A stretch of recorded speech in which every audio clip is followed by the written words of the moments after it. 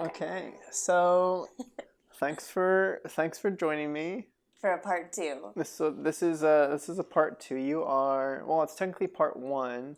Right. But this is kind of like a rerun for ourselves. Yes. For those listening, we have had conversations prior, and for reasons we're doing it again. So here we are. You are Shannon Trigger. Yes. And you are a makeup artist. Mm-hmm. In film primarily. Yes. Did you want to add anything onto that? No, I think that's good. Okay. A person, human. Yeah. So the things that we wanted to talk about on this episode revolve around the film industry, revolve around freelance life, the freelance lifestyle, and what we're going to talk about, like the transitioning into the field, what it's like working in the environment in Los Angeles, and and the beginnings of all of that. So, Great. where do you want to start? Yeah, you want to kick us off With what? with talking about what you do, describing your job a little bit. Okay, sure. And actually, before we do jump into it, I do want to clarify for those not watching, we do have snacks. We do have snacks. So if you do hear any chomping, we have grapes as well as PB&J. Yeah, raspberry jelly. Raspberry jelly. Specific. Raspberry jelly. Yes. Non-crunchy. Right. Also creamy peanut butter. Right, because the store was out, or it would have been. So this is what we are working with today. Yes, exactly. Okay, but yes, all right. So I haven't really talked about it much on my podcast yet about like what I do specifically. Like I mentioned, I'm a script supervisor. I don't really give people much context. If you don't know what it is, you're just like, oh, sweet, like cool. Right. Yeah. So I primarily freelance in Los Angeles as a script supervisor. I am in charge of managing the continuity of film. So that entails, I always have a hard time explaining it because it's such a lengthy, broad position, but for the basics are, I sit next to the director on the day, and I watch the monitor, and I'm watching for a ton of stuff. So I'm just like, 1, are the actors saying their lines? 2, we're shooting it in multiple angles, so the last angle we shot, is the actor moving in a similar way where it'll cut? Like, are the movements the same? So it's editable? Editable. Yeah. That's a tough word to say. So, managing like movement continuity, managing emotional continuity, watching for the dialogue, and then I am the kind of the backup for all the other departments too. So I kind of have an eye on the production design, what the set looks like, and see if anything's moved, kind of make sure all the props are there from previous scenes or stuff that needs to be there for later stuff. And then of course makeup. I try my best. That's something I'm working on for sure, is like makeup continuity, but that's a tougher one for me, but that's kind of what I do. And then my other explanation that you liked last time we talked was I am the bridge between the director and the editor. So I'm also taking notes the entire time on what the setups look like. I'm managing what the person on the slate, like what the slate says. And my notes are kind of based on how the director feels about the take on the day. And then the editor will use those as reference when they're editing the film. So, and then the editor will talk with the director later on. Sometimes the director's forgotten like what they thought about stuff or what happened, so my notes will help kind of smooth out that process later on and help everybody. So yeah, I think sometimes what people don't realize is that when you're filming, you don't film the movies in order, start to finish. Mm-hmm. So, for example, I just filmed a movie, and it was about a high school, and so all the scenes that took place in the high school, we filmed at the high school, and then we moved to a different location. So that means that throughout the day, you could be jumping from different days of the story. So some films, just happen where it takes place across 2 days. So it's pretty easy with at least continuity for hair and makeup, because not a lot. I mean, a lot can happen in 2 days, but for most of the time, it's basically the same. But for other movies where it's taking place, 15, 18 a month or even longer, then that's when continuity and script supervisors really come in handy, because we may be shooting day 4, but then the next scene that we're filming is day 7. So needing to make sure that the outfits, the wardrobe, the hair, everything matches that day, so that when you're watching the movie, it's all seamless. Yes. Yeah, exactly. So I don't know what to say more, but like, I feel like being a script supervisor is hard. Yeah, what makes a good script supervisor? I don't know. Okay, look, it's what makes me good. I'm just kidding. No, I feel like to be a script supervisor, similar to what I look for in what makes a good director in ways, where a script supervisor needs to know what everybody's up to and what everybody's bringing to the table creatively and how it's all going to mesh together. So it helps. And then, okay, having the ability to edit is super helpful. So having the edit background, otherwise you don't even know what you're looking for, how it's going to cut if you've never cut anything yourself before. So I don't know how many script supervisors go through that process of learning the editing process, but I've edited all my own stuff for like many years, so it's kind of second nature when I watch stuff to think about the edit. So that helps. And then just open communication and being assertive with yourself on set, because people don't include you in many conversations. So seeking out those conversations and catching up with people, I feel makes a good script supervisor. And I feel like I get along with most people on set, because people enjoy getting checked in on. Like, I'll talk with makeup about like, hey, what are we looking for here? Or they'll be looking at the monitor and I'll just check in with them like, do you like what you're seeing, and what are you looking for? And then getting their insight helps me do my job better too. So that's my answer for that. That's great. That was a great answer. Yeah, I mean, for sure, script supervisors have backed up makeup. Sometimes when you think that it's one scene or you shot it 2 weeks prior, and then you're like, wait, what did that look like? Generally, we're pretty good at taking our own continuity notes and pictures. We have some lawn stuff going on. We do. It's all good. Just a little lull. I think going back to what you were saying about it's cool when script supervisors also know how to edit. I think it makes a really big difference when people working in film have a good understanding and respect for other jobs that are happening around them. Because unlike most careers where you're just responsible for your own stuff, film is such a collaborative effort.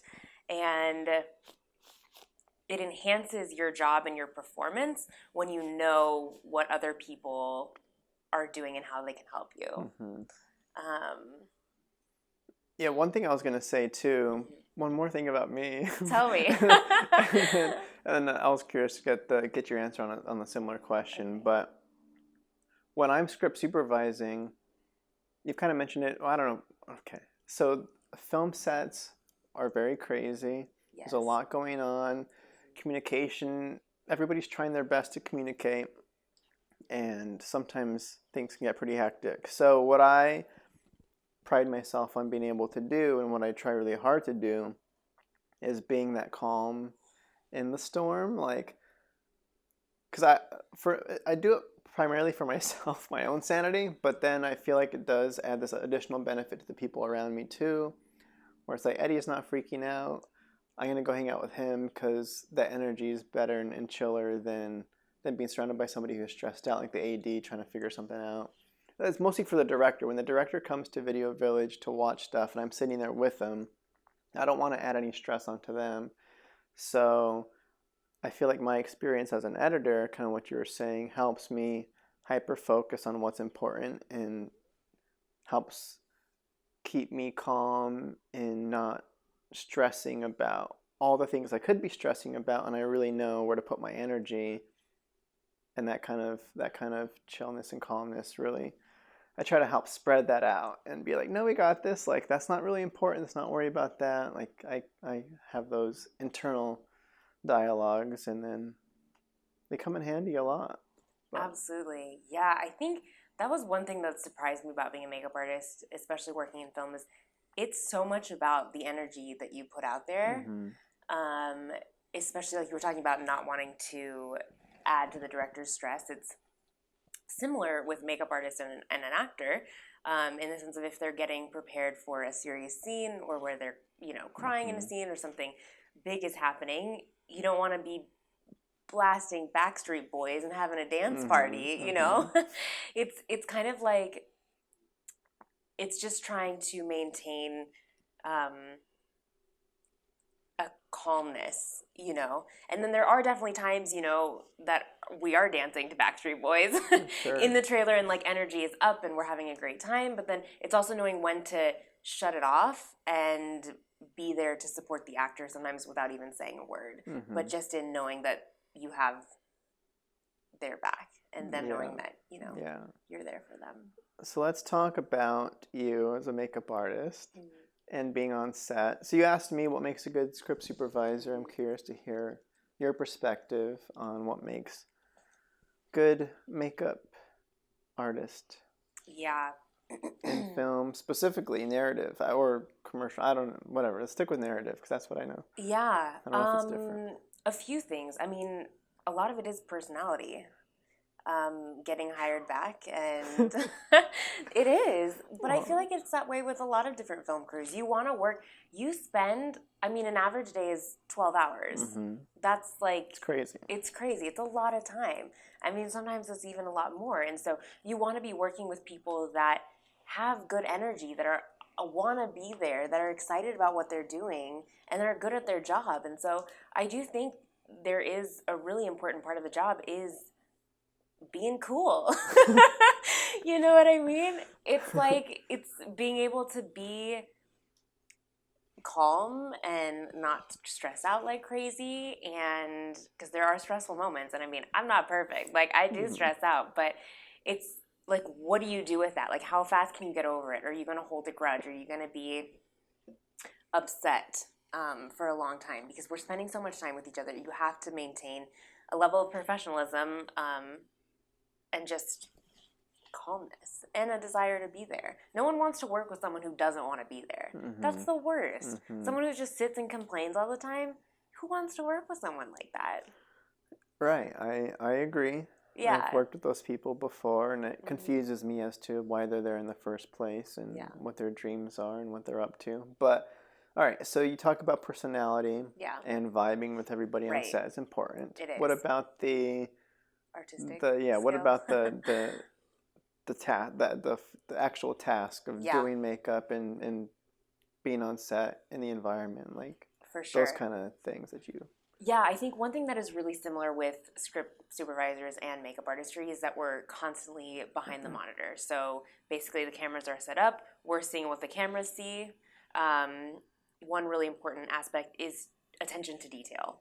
And that's something that you'll train your eye to do as time moves on. For sure. I mean, things that wouldn't have jumped out at me 8 years ago are like, just jump right now because of the experience and the time, and you'll start to pick up and notice certain things. So even like, I remember when I was first getting started and I would do these like test photo shoots, which I still do test photo shoots, but I would test and I would be so excited because I was looking at one specific thing in the photo, and that was my makeup. And then I would show my mom, who is an artist and just has so much more experience than I did at the time. And I mean, she still has more experience than I do now. And now she doesn't. No, she does, but her makeup artist eyes, she doesn't do makeup. It's different. It's different. So I remember going to her and being like, look at this photo. And then her being like, looks great, but like, look at all of these things that could enhance the photo. And I didn't understand until longer that I did it. And then I started picking up and noticing these things that just make something better. So it's similar when you're looking at the monitor, you're looking at the frame, you need to be able to look at a face and see what you can do to enhance it. Mm-hmm. And it's not just about the person's features, it's also about the lighting, because lighting changes a lot. So the person could be in the same makeup for a nighttime, a daytime, crazy color filters, and the makeup needs to look cohesive. It needs to look like it didn't change. So it's also being able to really tune your eye to pick up on little things and look at an overall picture and be like, oh, okay, great. Flyaways on the left side, her brow needs to be bounced up. Her lip liner needs a little bit more strength. Because of the light, the way that's set up, it looks like her eyeshadow is a lot heavier on this side. I need to blend out that edge. It's like all of these little things that when you're looking at a monitor, you're not just looking at it to like look like you're doing your job. Mm-hmm. You're looking at the monitor to make your job easier, to make you better, to make the overall film better. So attention to detail is really key. Mm-hmm. Yeah. Great. You're like, ah. No. It's Did you think about that for makeup artistry? Did I think about what? About that attention to detail for makeup artistry? Yeah. Yeah.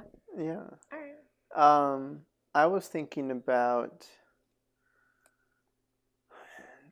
a set I just came off of in terms of where I felt kind of bad. Because it's been hot lately in the in the LA area. We are mid-October and it is like hundreds. Because we're out where we were shooting. Yeah, we were dealing with 100-degree temperatures. Luckily, we were inside, but of course, for sound, you turn fans off and AC. Like all that kind of stuff goes off, just for the art. And, right. The sacrifice for the art. And something that we were kind of fighting was the actors just sweating profusely the whole time in the tight spaces, under the lights, indoors, 100-degree weather, and it's just like mid-take, the actor, you just see the sweat dripping down the side of an actor. You can't. There's only so much you can do, and it's hard when that's really all you're fighting. Is like, all right, get in there, wipe them down. All right, come on out. And I'm like, well, it's almost not even doing makeup anymore. It's just like, yes. So much of the job are things that you wouldn't even think of. It's things that are like telling actors when they have nose hairs, when they have to trim them out. It's wiping eye boogers from their eyes. It's, helping buff off dry skin from their lips. It's like, there's so much to the job besides makeup because you're maintaining something for 12 hours. So when elements happen like sweat and things like that, all you can do is the best that you can do.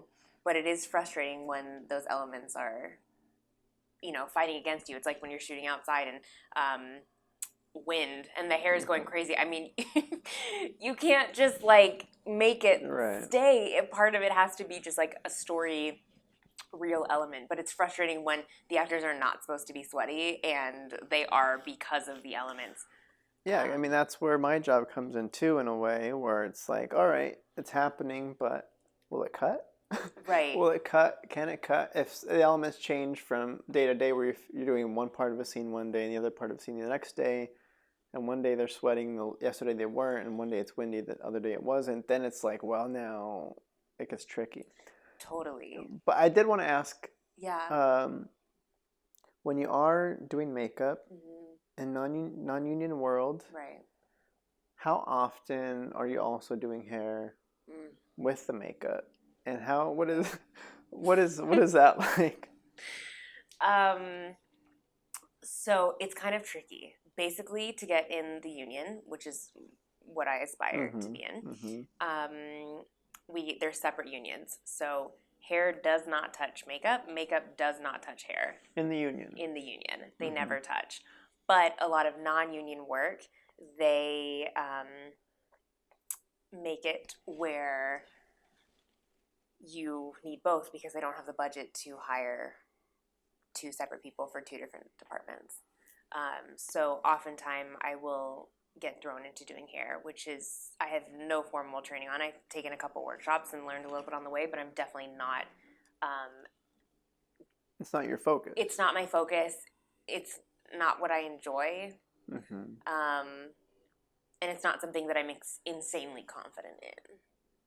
So when they do ask you to do hair, yeah, is it, I don't know what like just the basics are, but like if they, I don't know how often they're expecting you to be an equivalent to just a solo hair person on something like an extravagant kind of look, or if it's mostly just like, all right, this is basic hair stuff we just need. Like, I don't know what the asks are. Yeah, when that's the case. I mean, it's hard to speak to because I'm not a licensed cosmetologist or hairstylist, nor do I claim to be.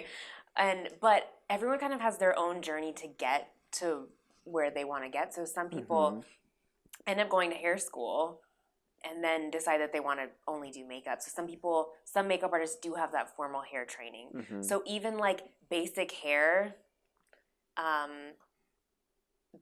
can be done better by someone who's trained to do it better. Sure. So usually what I'll say is I can do like light, basic, camera-ready, dry hair styling. And then if the job is more complicated, then I always generally try to bring on a hairstylist whenever I get the chance to, just because it looks so much better when there is someone there that knows what they're doing. But if I need to tame a flyaway, basically take what they come with to set and enhance it for camera, or just like kick it up a notch, then generally I can do that. But it's hard because I don't love doing it, but I have to do it to get where I want to go. So. Because I almost keep like a mental tally on what I'm calling notes out for when I'm looking at the monitor. And it's not like I said, I'm trying to work better on the makeup and hair stuff. Oh my gosh, hair continuity is brutal. So luckily, the thing I just came off with was more military. So everybody had these like streamlined haircuts and like buzzed, or the women had their hair really tight back. Beautiful. We love so I'm like, that's easy. Yes. At one point, I did point out some flyaways, like her hair was kind of like just coming out like that. Yeah. And I'm like, sweet, I called something out for Yay. for hair and makeup. Right. But it was like once. I'm like, all right, cool. Like I'm trying to train myself for that. So yeah, it's really tough. I mean, especially because, what you notice working in film, in the hair, makeup, wardrobe department, is you notice how fidgety some people are with certain things. So sometimes people just do it without even realizing it. They'll like touch their face, they'll like rub their nose, and then you go back in to do a touch up, and they're like, and sometimes they do it when you're not even watching. I remember there was this one show that I did, and the woman always had a red nose, and I like couldn't figure it out until like the second day when I noticed that she's constantly touching her nose. I'm like, oh, that's why the makeup is gone. But sometimes you'll go in, set the hair, and then as soon as you leave, the actress will just, flip their hair. Right, they'll move it. Right. And then you're like, like I just had it. But sometimes they'll do it in the scene without even noticing it. And then you're filming the second half of the scene, and you have to make sure, like, oh, did she push her hair back at the exact same time? Exactly. And, like, of course, the hair tug, which actors, when they have more experience, are more aware of it, for sure. But especially in the beginning, because you just automatically do it, you don't even think about it. You just do things. Yeah, totally. So I think it's similar to the sweat, the elements, when people fidget with things, learning how to work with people's quirks and help you in the best way possible is really key. It's like, if they're sweating profusely, then you need to have a fan, you need to have an optimistic outlook, offer them water, make sure that they're comfortable, things that go above and beyond just doing makeup. There's so much more to the job, and so it's just those little things that add up that make you better. But also, if you know that the actress is always going to push her hair back in the scene, put it behind her ears, because she's going to do it anyway, So just commit to that. Like, figuring out ways you can work with people without maybe calling them out and being like, okay, look, girl, every time I leave, you put your hair behind your ear. You know what I mean? It's just being like, are you more comfortable with your hair behind your ear? And they're like, oh, yeah, sorry. You're like, I didn't even realize I was doing it. So I'm like, okay, cool. Let's just put it behind your ear for the scene. And it doesn't always work like that. But it is that collaborative spirit that I think makes you a stronger makeup artist. Because it's not about you. It's just not about you. It's bigger than you. It's bigger than you. So I guess one other little comment I was going to make based on what you were just saying was, and something I hadn't really thought about. I probably thought about it before, but it was it was a fact that I think makeup was getting like I've had makeup get upset with particularly guys because guys aren't used to wearing makeup, so they're the ones who are almost kind of worse at touching their face and like rubbing and smearing, and because especially so. I just it's something I wouldn't think about. I was like, oh well, they're actors. They wear makeup for set, but it's the only time they wear makeup. So it's right. It's another different thing to balance out. But how's the PB&J? So good. Another thing that people don't think about, because I think it's so often for people to like point out errors and things when they're watching movies, you know, especially people who have an eye. But even some people who don't have an eye, they're like, oh, the hair wasn't like that before. But I miss that stuff all the time. Yeah.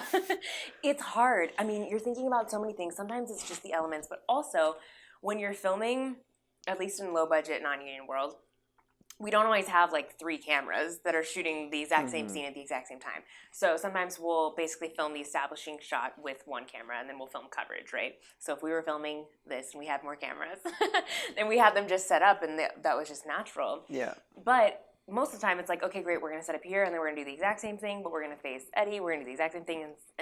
But there's time, because after you film the establishing, then the lights, the camera, the setup, everything has to move. So there's a point of time where the actor or actress is fidgeting and moving around. So taking those continuity pictures to be like, okay, wait, was the hair like here or there, in front of the body, behind the ear, was the makeup at the lip at the same intensity? Because time passes, even though it doesn't look like in the final cut that it does. You're saying time passes in the scene or in the real world? In the real world. Yeah, copy. In the real world. I'm stuck in set lingo right now. Copy that. Yeah, because when you're watching the film, it's just cutting to coverage of the same scene. Yeah. But when you're filming it, you're really filming it 3 different times. I really enjoy the challenge of the single camera sets. Ooh. I love it. Do you? That's my job. That makes sense. It's my job to make sure it matches and all this stuff. And when we do 3 cameras, I don't know, it's just not as fun. Interesting. Well, and plus in the non-union indie world, it's just a different kind of hassle with 3 cameras where you don't really have enough lighting to light it. It looks crappy.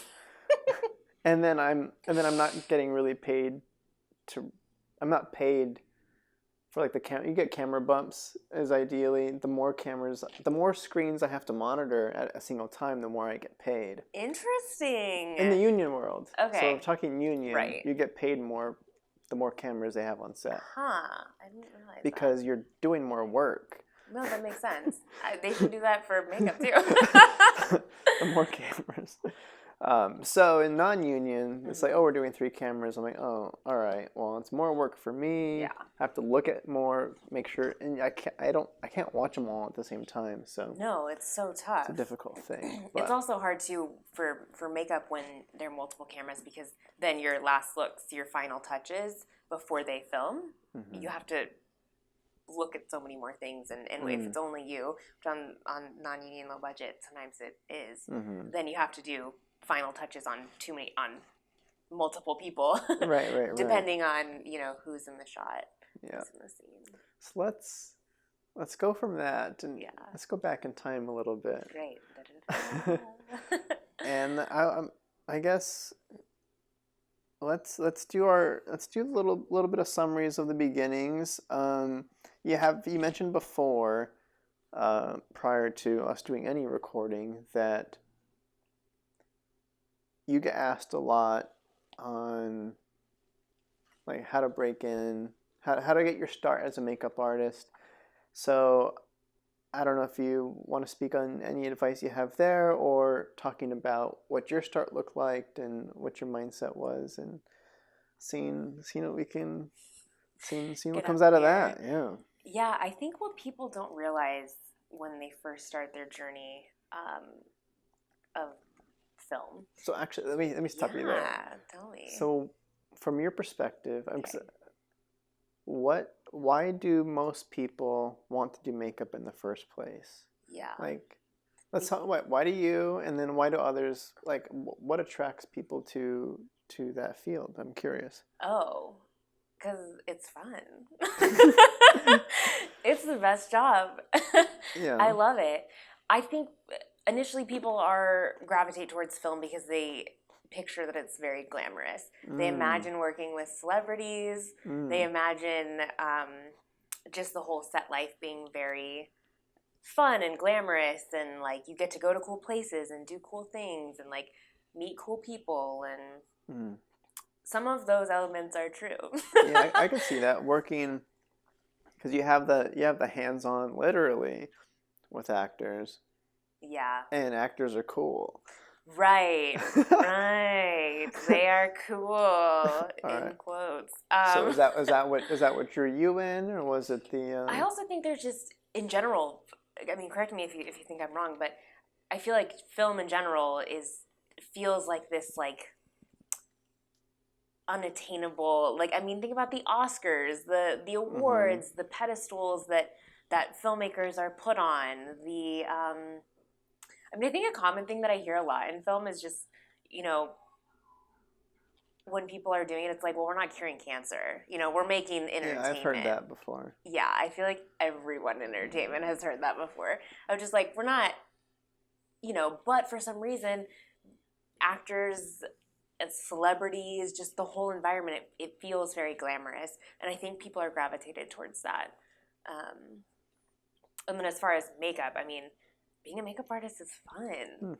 It's a lot of fun. There's a lot of not fun parts to it. Sure. Let me speak on your first part. Okay. Just you talked about the unattainability of yes. the film, of working in film. Is that kind of, or just being involved in movies and? Yeah, I think what people don't realize when they're first jumping in, let me know if this answers your question, is how long it takes to get there. Okay. Like. Or what it even is. What it even is, or what the journey looks like for most people. I think that's the bigger thing is not knowing. Because, all right, the thing that I guess bump up against a lot is when you're starting out in film, there are, like when you mentioned the Oscars, people have this grandiose idea of what a movie looks like. Yes, so glamorous. And they don't think about all the experience of the people that made that movie and all the years of experience just built into that one movie alone. So when they start out, let's say as a director or something, they put these expectations on themselves to be able to produce stuff like that, and it's not happening. And to me, it's a process, it's a craft, and you gain experience, you get better. And that's just how it goes. And some people, don't realize that. Right. This was my thought. Totally. And I think it's kind of the same thing. It's like the camera for an Oscar-winning movie could be the same camera that someone's using for a student film, but it's the person behind it and the years of experience that makes it great. And the team that they work with. Behind it and around it. Yeah. It's all of those elements. And kind of jumping back to like personality, and you want to work with people that you like. And so most of the time when you find your crew and you find your people and you've grown with them and made movies and movies and movies, I mean, some of the best collaborations have been with people who have worked together for years. And you can bet your butt that the first film that they did together was not as strong as the most recent. For sure. Yeah. Yeah. So I guess we can go back to makeup and your well, unless there's any other thoughts there, but that was kind of that was my base thought on. Yeah, that makes sense. I think the film industry does seem really glamorous, but the people who are successful in it, not saying I am, but I'm working towards it. Like the grind to get there is a hustle. It is a hustle. Because I haven't thought much about the glamour. Like, the glamour part isn't what gravitated you towards it? Either it was so early on, and I realized, I don't know. Well, let's go back to your start, though, because, like, how... We're talking about you. But just a quick pivot. Sure. like, because, like, what initially gravitated you towards film? Like, how did you get there? So that's what I was trying to think about. Was I initially... You like movies? Everyone likes movies. Everybody likes movies. I wanted to be like Spider-Man or something crazy like that. I'm like, oh, that'd be so much fun. Right. All the superhero stuff and kind of growing up with that first Tobey Maguire Spider-Man. Such a good one. Classic. So classic. So that's kind of what was my... I feel like that's most people's entry point into film, because you only see so much when you watch a movie. It's like, oh, there's a person on camera. You don't really know what's going on or what the process is around it or how it was made. It's just like, cool, that looks fun. Right. So that was my beginning. But I didn't really think about the celebrity status or anything. It was just more about the fun of being involved and being able to bring others that same joy that I was getting, or something lame like that. I think, is this not the biggest question that you ask when people are like, what celebrities have you worked with? When people figure out that you're in film that are not in film. Nobody ever asked me that. Really? But I don't know why I don't get asked that, but I never get that question. Oh, constantly. Because, like you said, makeup is more associated directly with an actor. That's fair. Than, hey, I'm a script supervisor. What actors have you worked with? Okay, that makes sense. Yeah. I feel like anyone who isn't in the film industry that finds out that I'm do makeup for it, the question is always like, oh, who have you worked with? Like, what cool stars have you worked with? And I'm like, no one. Is it actually no one, or you just say no one? No, I mean, are you asking me? We don't have to. No, I mean, I think I like the idea of downplaying working with an actor. I'm like, they were on set with me, and I saw them for a day, but I never talked to them, or I said one thing to them. Right. Or, like, it's kind of like the downplay of the celebrity is kind of cool to me. But I mean, I'm not cool. Like, that's what I want people to take away from this podcast. Jeez, no, you are cool. Chill. No, but, like, there's just so much more to... There are more reasons of why I love working in film than working with talent that has a name. Nor am I high enough in my career where I've done makeup on. And everyone's definition of celebrity, in quotes, is completely different. So, like, one person... That you love. Yes. Someone will be like, who's that, you know? And you're like, it was the biggest day of my life. Exactly. I feel like that's so common. And so, for me, I would rather work with an actor that's, like, so cool, down to earth, awesome, and maybe hasn't made their name yet, than someone who doesn't even interact with you when you're doing their makeup. It's not as fun for me. And I get that people have jobs. I mean, there was the makeup that I was doing for an athlete, and she had her manager and her PR person, and I was literally just there doing makeup on her. She was not excited to be in the makeup chair. It was just like checking a box off a list, and she was having conversations with other people during the entire process. And I still love the artistry of makeup, but it's not as enjoyable of an experience per se. And so that's kind of one of those examples. It doesn't necessarily matter to me, maybe not to everyone, but it doesn't matter their celebrity status to me. It matters if their prestige. It matters if they're a cool person to be around, because frankly, we're spending a lot of time together.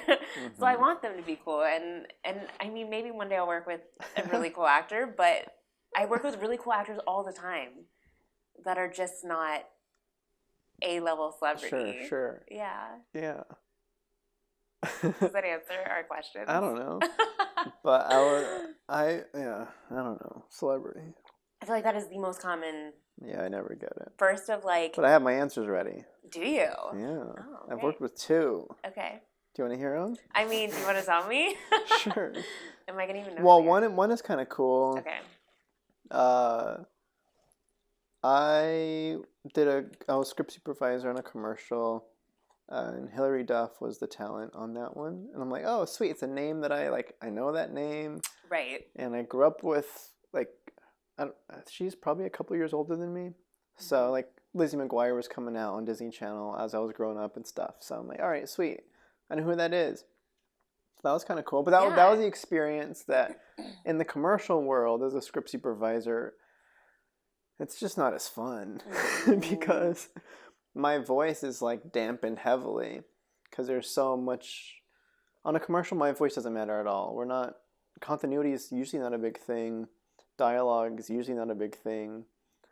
And we're not usually getting much coverage. And if I do see anything, my opinion is the least of the worries of the director because they've got agency over there. They've got client over there that actually matters on what they're saying because there's like 13 people watching another monitor further away from us that are signing off on what they just watched. So me like being like, hey, it's like, no, like, it doesn't matter. So that's a really good point, talking about the differences between commercial and film. So it's a lot more money, as everybody I'm sure knows. More money, shorter hours. Or could assume. But Hilary Duff was on one of those, and that one was kind of like a fun one. She got to play multiple characters and act with herself and that kind of stuff. But I did not have an opportunity to like go like run lines with her or like confirm or like check continuity. Like that's usually my excuse with an actor. Is like if I want to talk to them, I'll just go like ask them how they're doing or like, hey, how was that line, or here's this little tweak the director just said.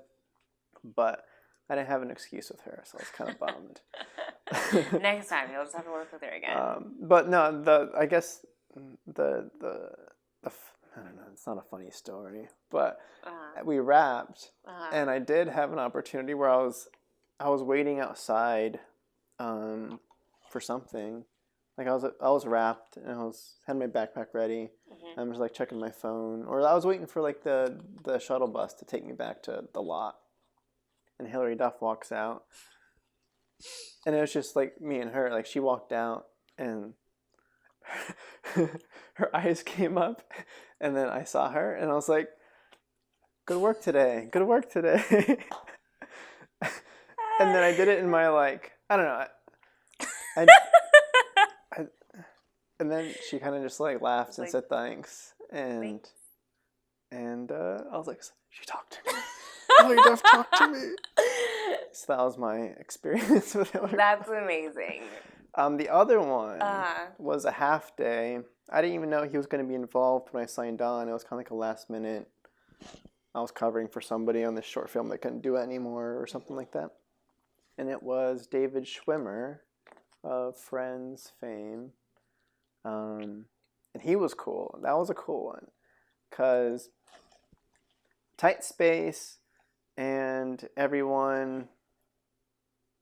I don't know, he was friends with the director. That's how he kind of came on board. It was probably as a favor of some kind. He was playing like a therapist in this scene.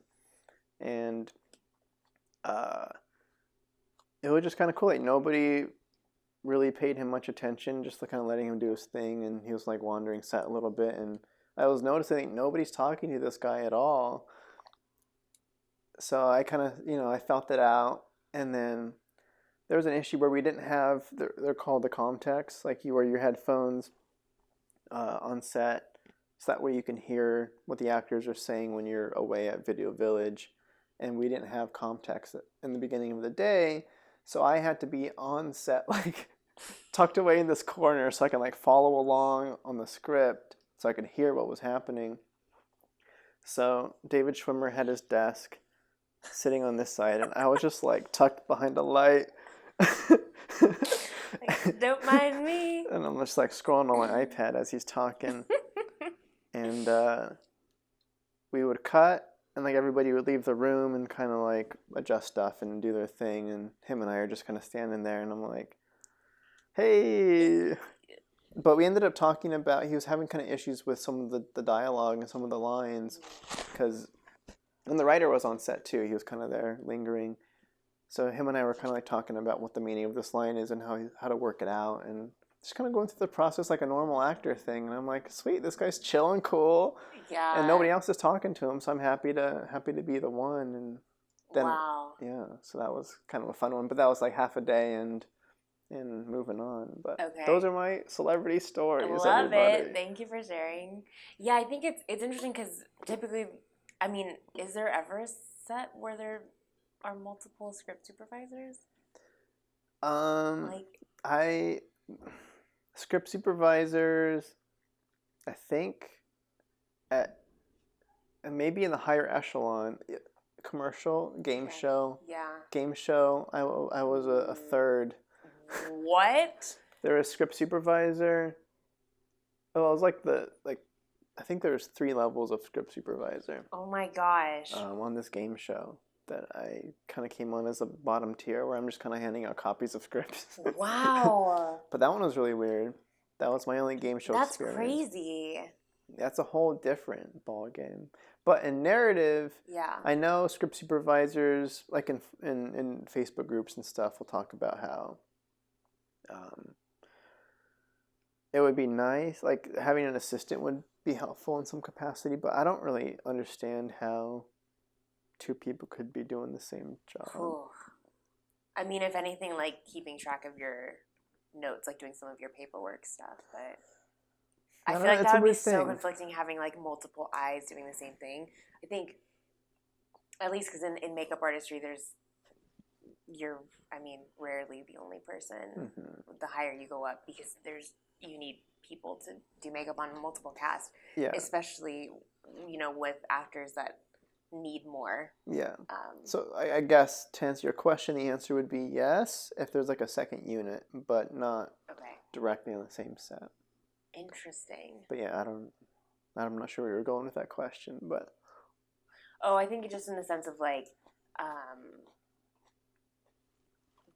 right now where I am in my career, I'm still assisting a lot of people. So kind of in the way that it works with makeup artistry is like you are able to like department head your own smaller projects and then assist on bigger projects. Right. And then eventually it grows, bigger and bigger. I don't have the luxury of that. Yeah, totally. So how do you get jobs? What? No, it's a weird thing. That's kind of the frustrating part about this path is there's only one of you on set as a script supervisor, and you don't get hired on by another script supervisor. You have to be friends with either the producer, the production coordinator, like those kind of people that they have like script supervisors in their Rolodex or whatever, It's like those are the people that bring me on is Do you have a union? Yeah. How do you Local 871. Ayo. Hey. Shout out. Shout out.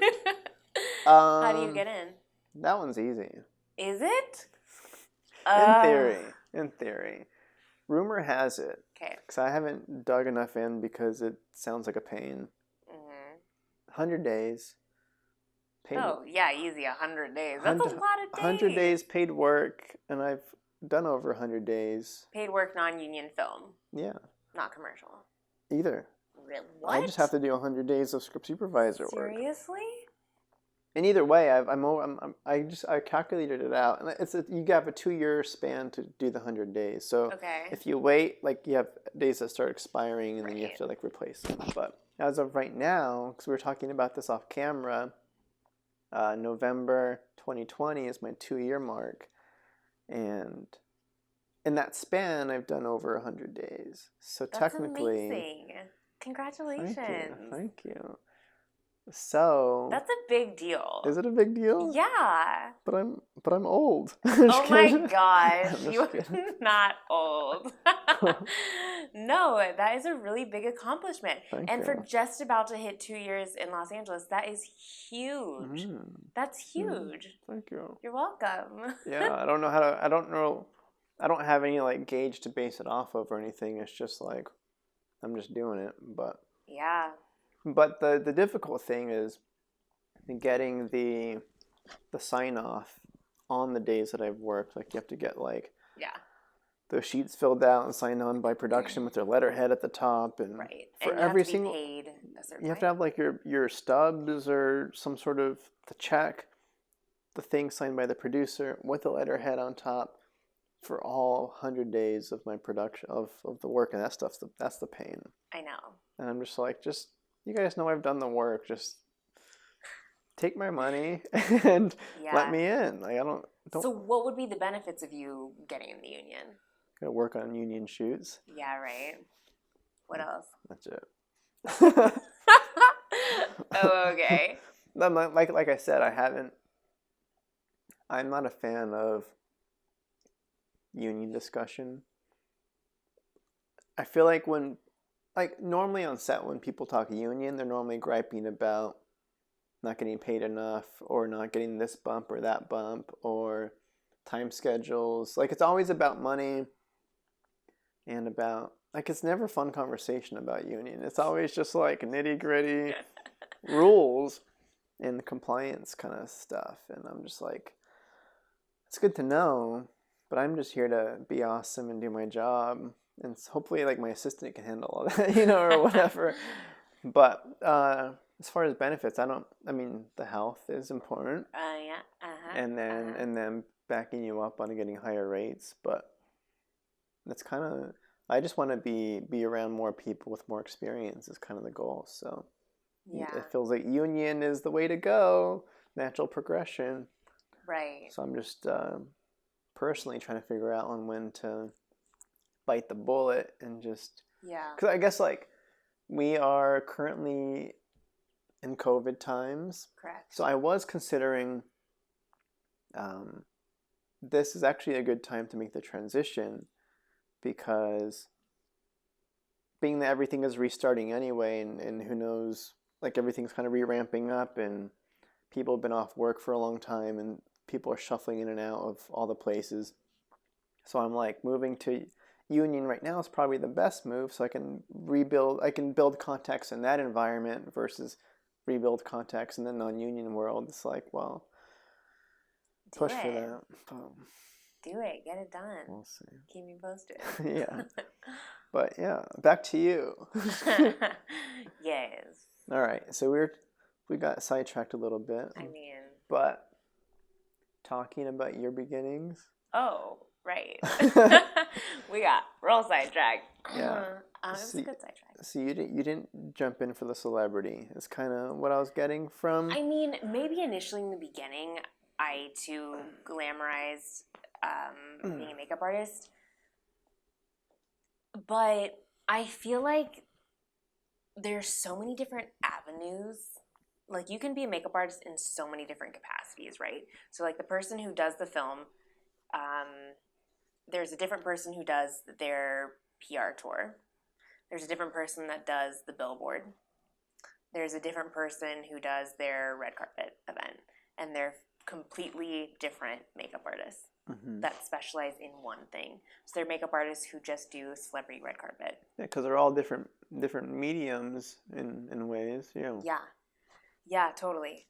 Every once in a while, I feel like a celebrity will latch on to someone who wants them to be their makeup artist for a lot of things, but typically it's always different for film versus event. I don't like doing event makeup. I don't like boring. Why do event makeup when you can spend 12 hours getting paid minimum wage on a film? But still hire me. I feel like in the beginning, when I encourage any makeup artist to do in the very beginning is to try everything, do it all, because eventually you're going to figure out what you like doing the most. Initially, when I first, visualized myself being a makeup artist, the people that I look up to now, I didn't even know that they existed back then, because we put certain people on, like, these super high pedestals that maybe don't even do the artistry that I ended up wanting to do.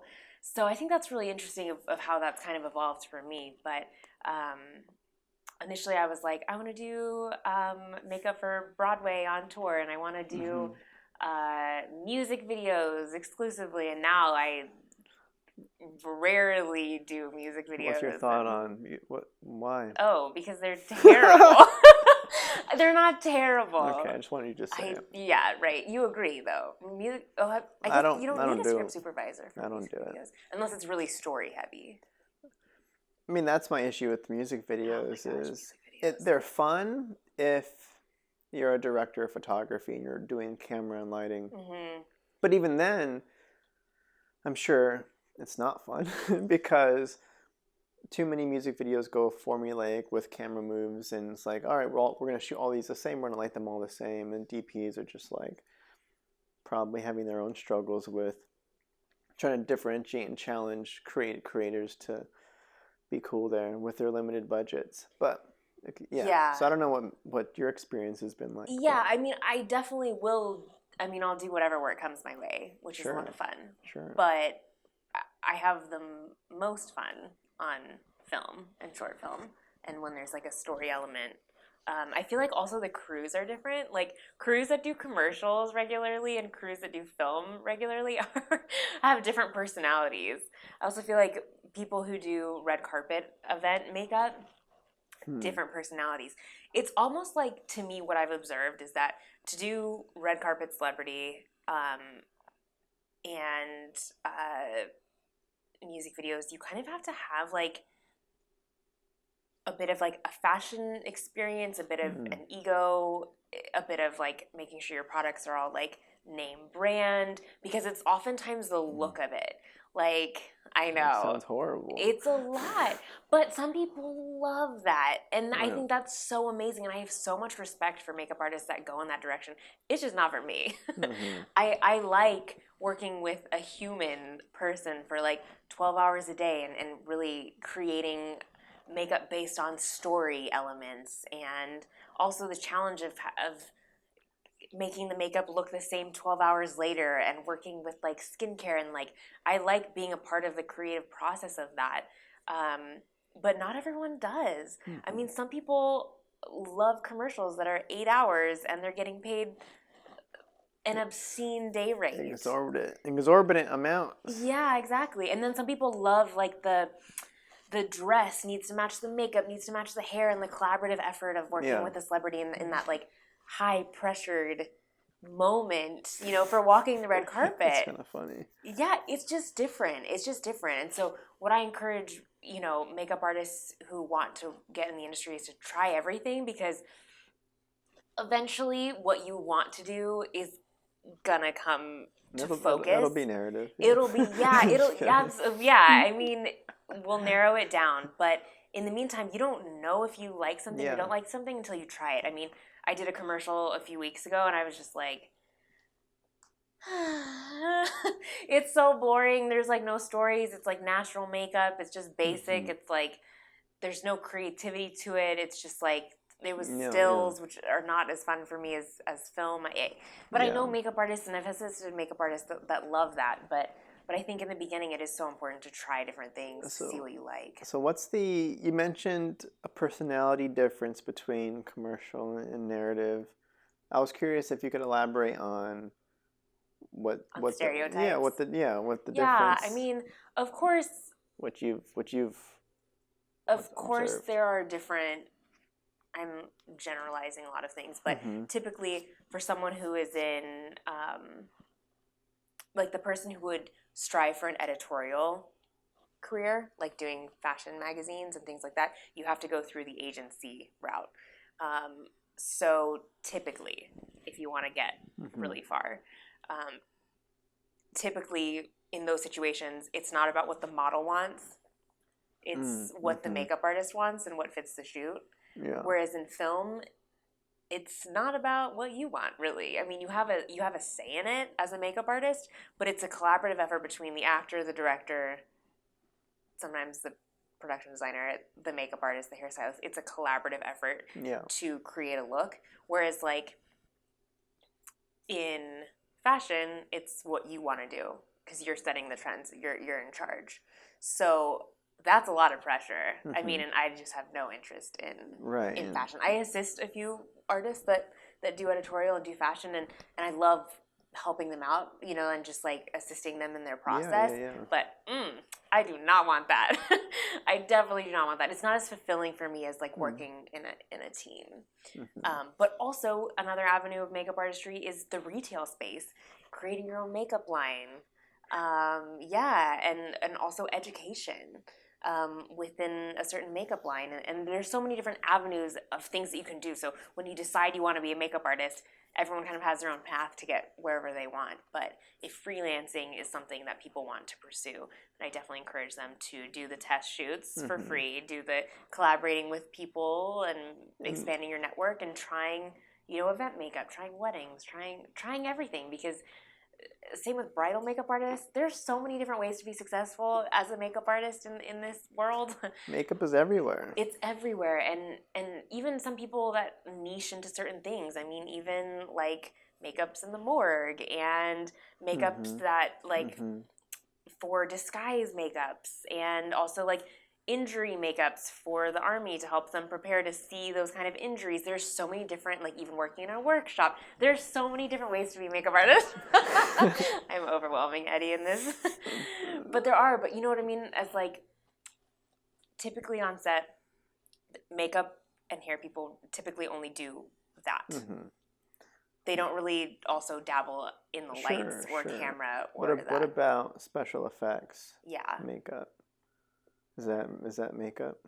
Yeah, absolutely. There's workshops in Los Angeles, so you could literally be a makeup artist and not touch a single human because you're building and sculpting and creating and mold making and building prosthetics, and without even applying them. There's a whole team of people that create all of those things for the makeup artists on set to apply. Yeah.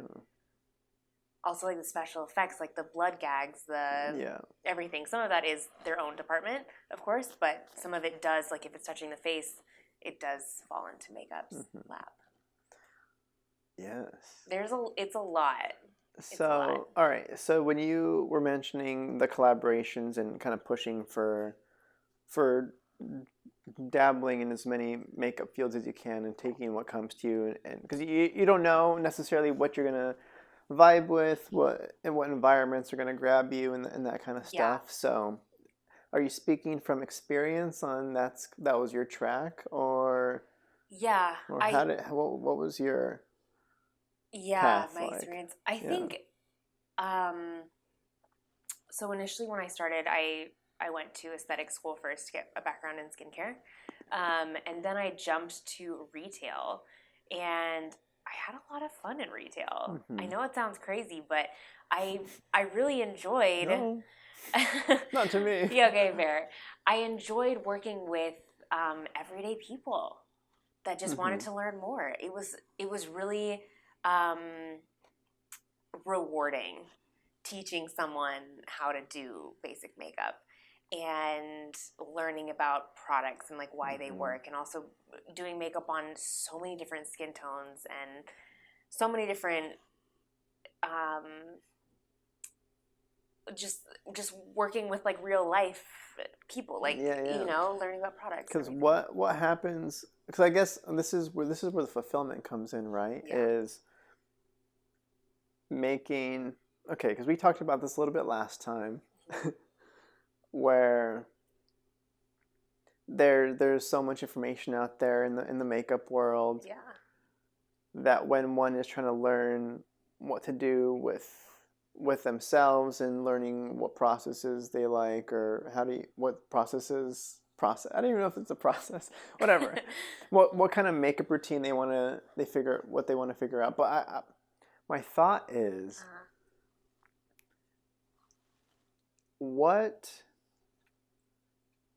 do you have any examples of what learning to do your own makeup does for you as a person? Like, what kind of change does it make to your day-to-day life when you do kind of bridge that gap of knowledge? Like, what change in a person is there? Like, I'm sure my assumption is there's a lot of confidence growth in what you look like and what you're doing and that kind of stuff. But if you can get more specific on that, I think that'd be cool. I mean, what happened with me when I was working retail is I was able to help so many people learn things that for some reason society has told us we're supposed to know how to do. What's the most common thing people don't know how to do that we assume they should know how to do? Besides makeup in general as a whole. Yeah, the specific thing. Is it like mascara, or? I get a lot of comments and questions about eyeliner. It's probably my most viewed video on YouTube. It's my most common questions are generally eyeliner, which just feels very random to me, but it's probably the question I get most asked about. I wonder why. I don't know. I I mean, it's hard. It's technical. I don't know why eyeliner for some reason, or foundation matches.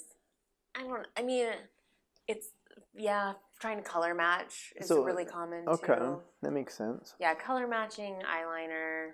I feel like that's what I would have the most hard time with is I'm horrible with color. Yeah. So like it's hard. It's something I don't know. Like with film, when I'm looking at the frame, that stuff I miss is like the lighting and just color in general. I'm looking at emotion, I'm looking at composition and that kind of stuff, but color kind of goes over my head, so. True. Fair. I mean, it's hard though too because everyone has personal preferences too. Like artists will have a certain style of what they like to do. Actors will have a certain preference of what they like on them. Same with people. Yeah. So sometimes I think one thing that I always try to encourage my clients to do is to try something new and do it in different ways until you figure out what you like and mix it up. Like you don't have to do the same face every single day. I remember when I was in high school, there was one girl in my school who wore the exact same full face of makeup every single day, like the exact everything, like everything was the exact same. And so I always encourage people to mix it up, play with it, have fun, like take selfies where you look bomb AF, like feel good about what you're doing. Don't do it because society is telling you have to. Do it because you think it's fun and that a little bit of color can bring out certain cool features about yourself. And it doesn't have to be so like, these are the rules and you must abide by them to fit in the society's, idea of perfection. It's like, no, like put on some blush, play with it, try it, try different colors, just have fun with it. I think people take makeup so seriously. It's not that serious. It's fun. It's fun. It can be fun. I like that. That sounds like a nice approach to me. Is do it for you. Do it for you. It's for you, not for them. It's for you. Yeah, and some people love having like a full face of makeup and they feel great in that, and I think that's awesome for sure. But I also think that there's a whole side of makeup that's just like can be fun. I think what happens when people get pressured in is that they don't have the confidence to try these new things. I mean, I remember when I was first starting out, I didn't wear makeup in high school. I just picked it up because I was 18 and decided that I needed to learn how to do it. Right. You thought it was like what you had to do, kind of what you were saying, an expectation. Yes, an expectation. And I feel like in the beginning you're putting these colors on your face and you don't feel confident about what you're doing. So sometimes it just takes like a cheerleader or someone in your corner being like, yeah, try it, do it, blend it, play with it, just do something new and have fun. Sometimes you just need that person in your life. Yeah, because I'm sure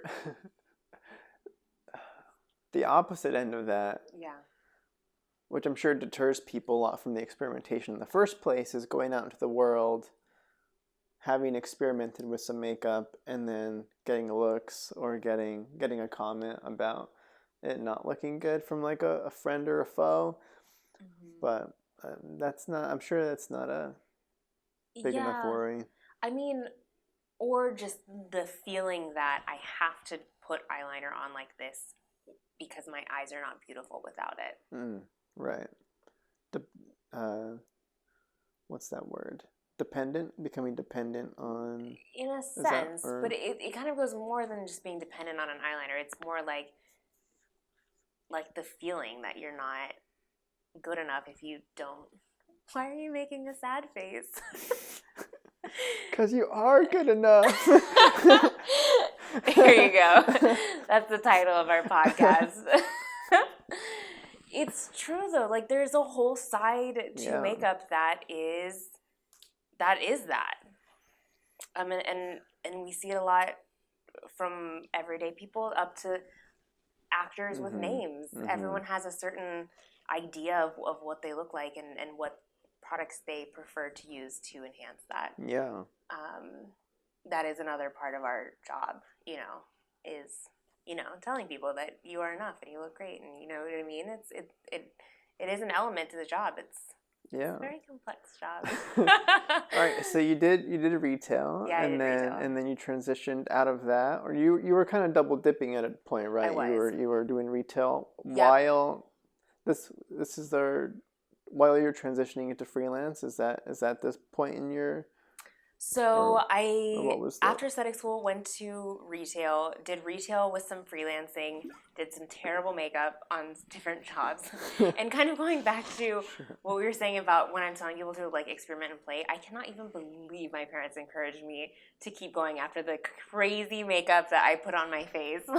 As I was just having fun, like playing like pink eyeshadow and like, oh, I could show you the pictures. Yeah. It was definitely a time in my life. But I think because of the experimentation, it allowed me to really figure out what makeup I did like doing and creating. But so I was doing retail and freelance for a while. And then when I was freelancing, I was doing some film jobs. And I remember the very first film job that I did, I can't even believe I got hired for it. I'm pretty sure it was an accident. Was this in Los Angeles? This was in Austin, where I'm from originally. And for some reason, I had just graduated aesthetic school. I had a website with like crazy makeup on it, like character makeup on it. And I applied for jobs on Craigslist, and because Facebook groups weren't really around at that point. So I'd apply on Craigslist. And I applied for this music video job, and it was a production company from LA. And I was like, I just applied for it. I sent it to my website. For some reason, I got hired.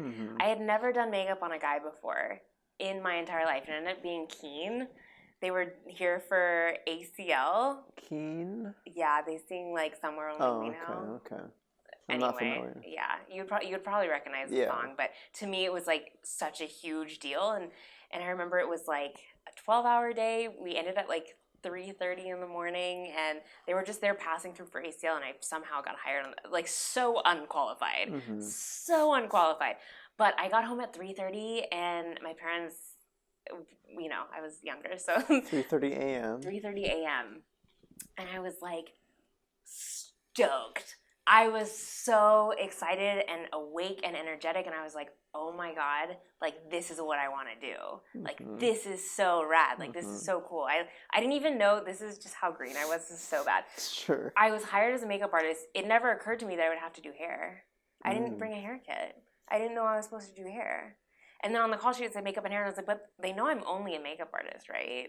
Like, I was so green. Yeah. So green. And they were forgiving of... Yeah, I mean, well, they were like passing through Austin. I'm pretty sure they would not have hired me again. But that was like 10 years ago. Yeah. I mean, so anyway, it was just that moment that I was like, oh man, like this is what I want to do. And so then I applied for TV and film school, specifically makeup for TV and film, because I wanted to expand my knowledge on that. So I did that in Vancouver for a year. Then I went back to Austin, and I was still doing half retail, half freelance. And I was trying to decide if I wanted to move to LA, what I wanted to do, how I wanted to get there. I still enjoyed retail a lot, and I enjoyed freelancing, and I was kind of getting to this point in my career where they were kind of conflicting with each other. Yeah, you had to pick a path. I had to pick a path, and there was a specific moment when I was talking to my sister, because I was trying to figure out like what to do, like what path to go in, because I was enjoying retail. I was climbing up. I was doing these training events. I could see a future where I was working for a brand, educating people. I had a lot of fun, but then at the same time, I was doing these freelance gigs, these movies, and I was just fulfilled in a different kind of way. And my sister was like, look, dude, she was like, your retail job will never fire you. They're not going to be like, you're doing a bad job, you're out. Like, that's never going to happen. So if you think that you want to chase this freelance job, this film and TV career, and retail is getting in the way, you have to make the decision, because no one's going to make it for you. Like, you have to be the one to decide what you want. Because, yes, you could have a successful career in retail and work up the ranks, but 10 years down the road, are you going to want to have tried the freelance route? And the answer was yes. And so I literally cried as I was giving notice to my boss. I was so emotional because it was a scary decision. I didn't know if I was making the right decision. I hadn't been full-time freelance before. I was leaning on retail to like supplement my income, and I was having a blast. But it was ultimately a decision that I ended up making, and then moving to LA. Sweet, congrats. Thanks. Because it sounds like the classic debate between uncertainty and comfort. Right. Which is that sounds like the thing is you had the retailer job that was sufficient and you enjoyed it and you can grow in there too in ways, versus who knows what this can turn into in the good ways, and it's scary. It's so scary. So you made so you put your notice in. Yep. And then you straight up just moved at basically quick turnaround from decision, hop and a skip. Yeah, when I got to Los Angeles, I picked up as a brand rep. So I worked for a company in different retail shops educating like people who were passing through the store as well as people who worked there. And I did that for 6 months, and then I was like, it's so crazy because I was doing freelance jobs as they came up. Typically when you do... Are you talking about after you move? After my move, yeah. Okay. So after my move... Sure. I have a question too. But... Okay. After I moved, I did part-time brand repping, which usually you make more than a retail person does. And by typically, I mean always. I've never heard of it being the opposite. But your days are like locked in. And then I was doing part-time freelance, and then I just decided that ultimately retail was always going to get in the way of freelance. And so I dropped the brand repping, and as soon as I did, I booked a feature. Like as soon as I did, that whole month was booked. It was insane. It was insane. As soon as I was like, all right, like let's do it. That's how life works sometimes. Yeah, it was like, all right, you got it. No, it's awesome. Yeah.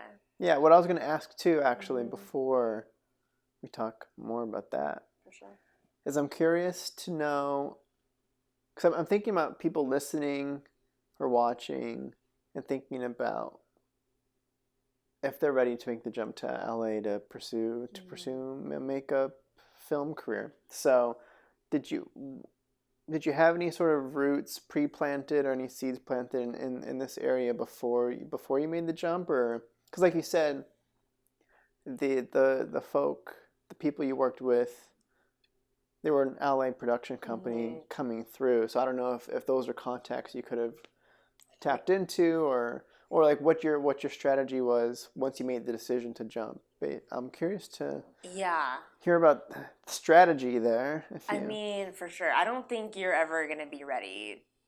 Like you can just, in my head, I was like, I don't think I'm ready for LA jobs. Like, I don't think I'm ready for that. But, and I was like, I think I would rather be like a big fish in a small pond than a small fish in a big pond, which I was relating Austin to LA.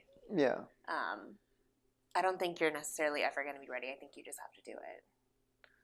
So just to clarify, you jumped regardless of the pre-production, the prep, film term. the prep of the jump. It was just like I got to make the move because there's only so much you can do. It's like you just got to do it. Yeah, my sister lived in LA at the time, and so it kind of just worked out. Her roommate was moving out, so I was able to jump in and live with her for the first 8 months until she got booked on a job and left LA. But it was great to have some sort of start. And in the beginning, when you don't know anyone in LA, I mean, I think other than my sister, you definitely have to put yourself out there to try to get the jobs. It's a lot. It's definitely a lot. And so when I first got here, my sister was like, reach out to every person that knows a person that knows a person. You know, like go through your Facebook friends list and figure out who you can contact that would know someone that knows someone, you know? Yeah. And like just take a minute. And I actually networked with someone who had come and spoke at my makeup school 5 years prior, who lived in Los Angeles. And so I found her contact and reached out to her. And now we're good friends, and she's been able to give me a lot of work, which is great. Nice. But yeah, and if you don't know people, then start reaching out to people that you don't know. And it's one thing that I think is really interesting about our career is that a job that you never know what job is going to give you the next. So I literally did a job that I found on Craigslist within the first year that I moved here, and she just asked me back for a commercial 4 years later. You know? Yeah. So you never know what. That's why, like, be nice and be grateful for every job that you're on, because you don't know who from that job is going to bring you on to the next. The key with that tip, which I agree with, is that needs to be a genuine feeling. Like, don't fake being nice to the producer and the people, but just because you know they can bring you back later, is you actually have to be appreciative of the work and the opportunity. I think there's like a difference there where I always I don't want to get negative. We were so negative last time. Were we? No, just griping. But now I was thinking about, it's always weird for me witnessing people on set where they're grumpy a lot of the time, and I witness the grump, and then in front of certain people they turn it on and they're like, "Oh my gosh, it's great work. I love the set." I was like, "You didn't love the set. What are you talking about? I watched you like all day complain about everything." Like that kind of thing is weird to me. So hopefully, ideally, it is a good experience and you are appreciative, and people feel that. I think genuineness is kind of underrated is my word on that. Where I feel like it's everything in this kind of networking town. Was if you come across as you and who you are and being genuine and actually having a good time and giving positive energy and all that kind of stuff, it really ups your chances on coming back. First, I don't know. I'm just trying to add on to what you were saying. And loyalty too. I mean, I think also one thing that happens is that it takes so long, and you work on so many different projects to build up your portfolio, and so when you accept rates that are below what you think you should be making, try to still be the same worker that you are 100% when you're on those high-paying jobs. I talk about me a little bit really quick. Yeah. When I first moved to Los Angeles, okay, I have two thoughts really quick. Yeah. First thought I do want to hear, continue. First thought is, I liked how you knew you were going to move, and then you just moved. For me, I held off on the decision to move for a long time because something in the back of my brain was like, you're not ready yet. And I feel like in hindsight, I'm like, smart move for not moving before you're ready. I guess regardless of ready yet or having enough experience is different than feeling ready. Right. Like feeling ready is more of the point.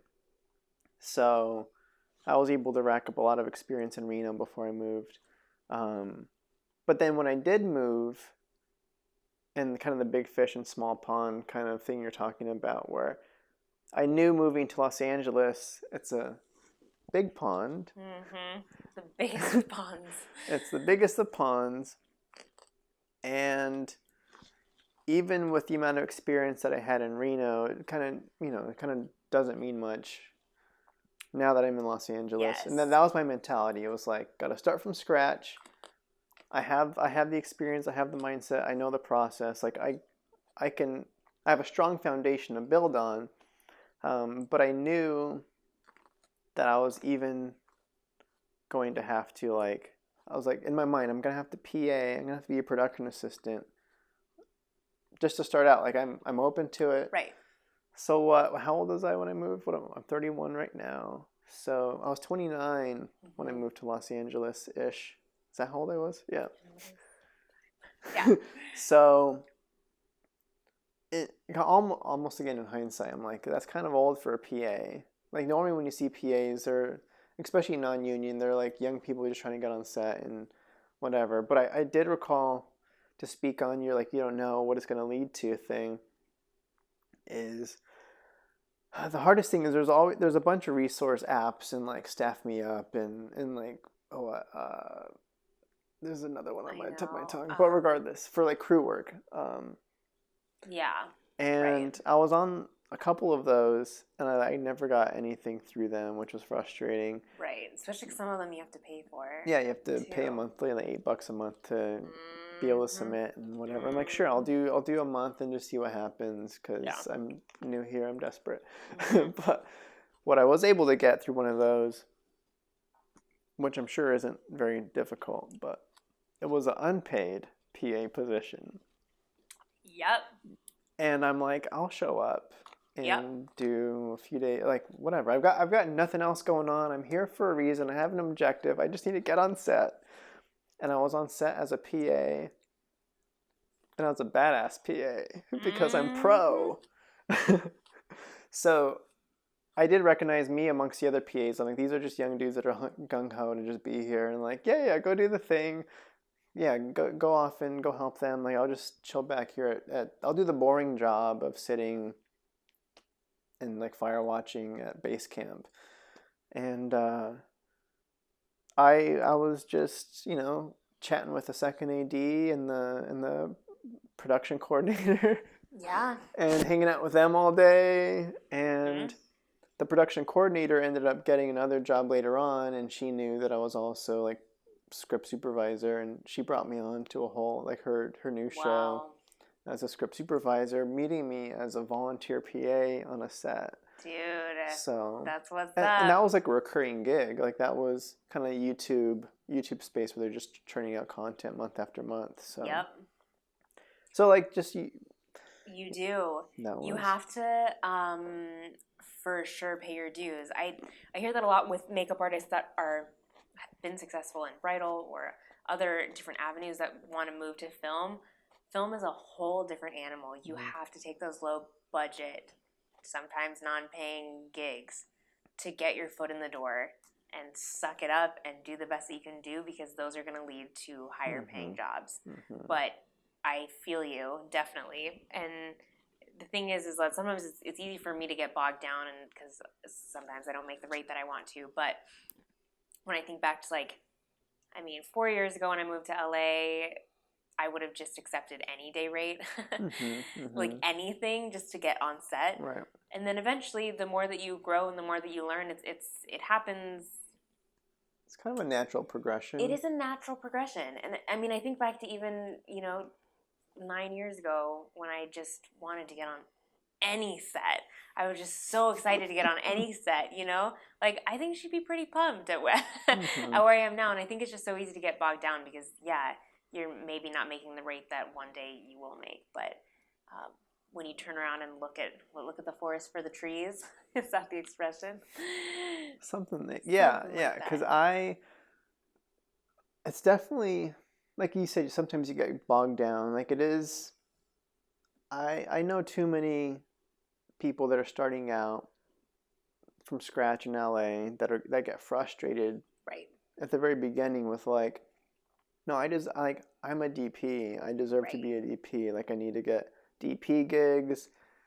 Like I'm not a PA. I'm not doing this anymore. Like that kind of stuff. It's like you've only done like a few weeks. Like what do you mean? You've only been here for a few months. Right. So it's a weird thing to get through. It's a weird mindset to get into, but absolutely. Life is too difficult if you're. Life is already hard enough as it is. Yeah. If you're fighting the path that you have to travel anyway, makes it harder. That's why, at the end of the day, you have to love what you do, especially in film, because at that point it won't matter. I could make 3 times my day rate on a commercial and just be so bored out of my mind. And then when I'm working on a film, making a much lower rate, just being so fulfilled. And so I think, at the very beginning, you have to have, and not even at the very beginning, you always have to have a hunger and a love for what you do to put up with the craziness that we do. And I think a lot of people, they just want to jump. They want to jump to get the higher paying gigs, but that's not how it works. Yes, you can get lucky and you can get some really great gigs, but if you don't have the experience and the lessons that you learn on those insane no budget jobs, you're not going to be as strong of a worker. You're not going to have the appreciation. You're not going to have networked with people who do jobs other than your own to really appreciate and understand the collaborative effort of it. There's so much more to learn about being a makeup artist than just doing makeup in film. So I think when people just like jump and then they, because it happens. You might have a connection to get you on a higher gig, and that's great and that's awesome, but you won't have the experience and the hard life lessons. Yeah, no, I think that's well said. I 100% agree with everything you just said. Well, thank you. Well, I think that's the crazy thing too is like we're not at the end of our careers. We are in the grand scheme of things. We need to do a reunion episode. In 10 years. In 10 years? Okay, we're going to be like, hello. Like, we hate film. It's like, yeah. No, but it's true. Like, we still have so much more to go in our career. This is just the beginning, but we've already been doing it for so many years. It's like... Yeah, my objective for future Eddie watching this... All right. Because I always enjoy watching my own content. Yeah, for sure. No, it makes sense. I like looking back on opinions and thoughts. Yeah. Yeah. So... because it's gotten me this far, like just the appreciation and the love of the process. The hunger. Yeah. Like just hold on to that, keep growing, keep chasing the growth. Chasing the growth. I like that. And yeah. So who knows? So I feel like that was a nice little segment on the transition. Did you have any other thoughts on that? Because I mean, I guess getting started in LA. If there are any tips, because that was you kind of talked a little bit about that. I don't know if there's any specific other things. I think the one thing is that I touched on last time as well. That any person wanting to get into film, I always say is don't just focus on networking with the top of the top. And this goes for any job in production. So this is just basic life advice for those pursuing freelance life in LA. Is this kind of that segment? I think so too. Okay. All right. So, yeah, if you want to freelance in Los Angeles, besides taking the gigs that are low budget to build up your experience, your knowledge, your network, everything, look at it as an investment for the future. Don't just look at it as a crappy day rate. Well, because here's the thing that I always think about. It's not about the money. It's not about the money for me, is how I see it. But what I was actually going to say was, even on those, regardless of the budget, there are still people you're collaborating with on set. And same as anything else, you don't know who anybody is or where they're going, what their goals are, what they're up to next. So, like you kind of said, so like you kind of said, is regardless of the rate, be as awesome as you can be, and impress everybody.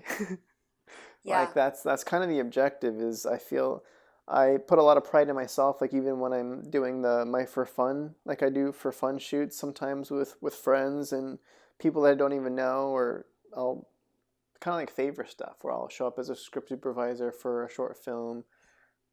Everybody's just volunteering their time, and I'm still treating it like the real thing, and keeping everybody honest, and we're doing this real, as if we are getting paid what we're worth, because that's how I approach it, at least. I feel completely. And at some point you're going to get to the point in your career where you won't accept a rate, or you won't work for free, or you won't, and that's a natural stage of progression. Or you can just super cherry pick those opportunities too. Yes. Because I could imagine a scenario.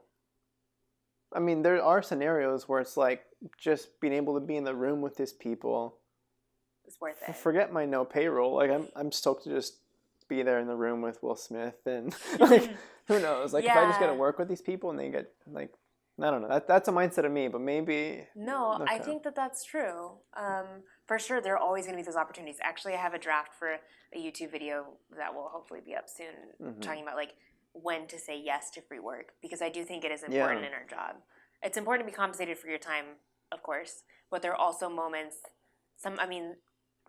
One of my favorite jobs still to this day was on like the lowest of low budget that you can imagine, and the people and the story itself was so good, and just the respect that everyone had for each other, knowing that we were all donating so much of our skill, it to this day is still one of my favorites, just because I think at the end of the day we created something really, really cool. Yeah, for sure. Yeah. Okay. It's common. Okay, so networking, how to get jobs when you're in Los Angeles. Yes.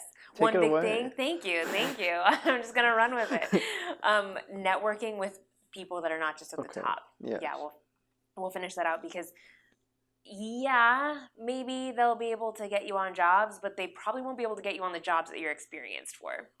So while I think it's important to have mentors and people in your life that are all at all different stages, because you can just learn so much. I mean, at least I feel like for artistry and makeup itself, there's things that you can learn from people who have only been doing it for a day.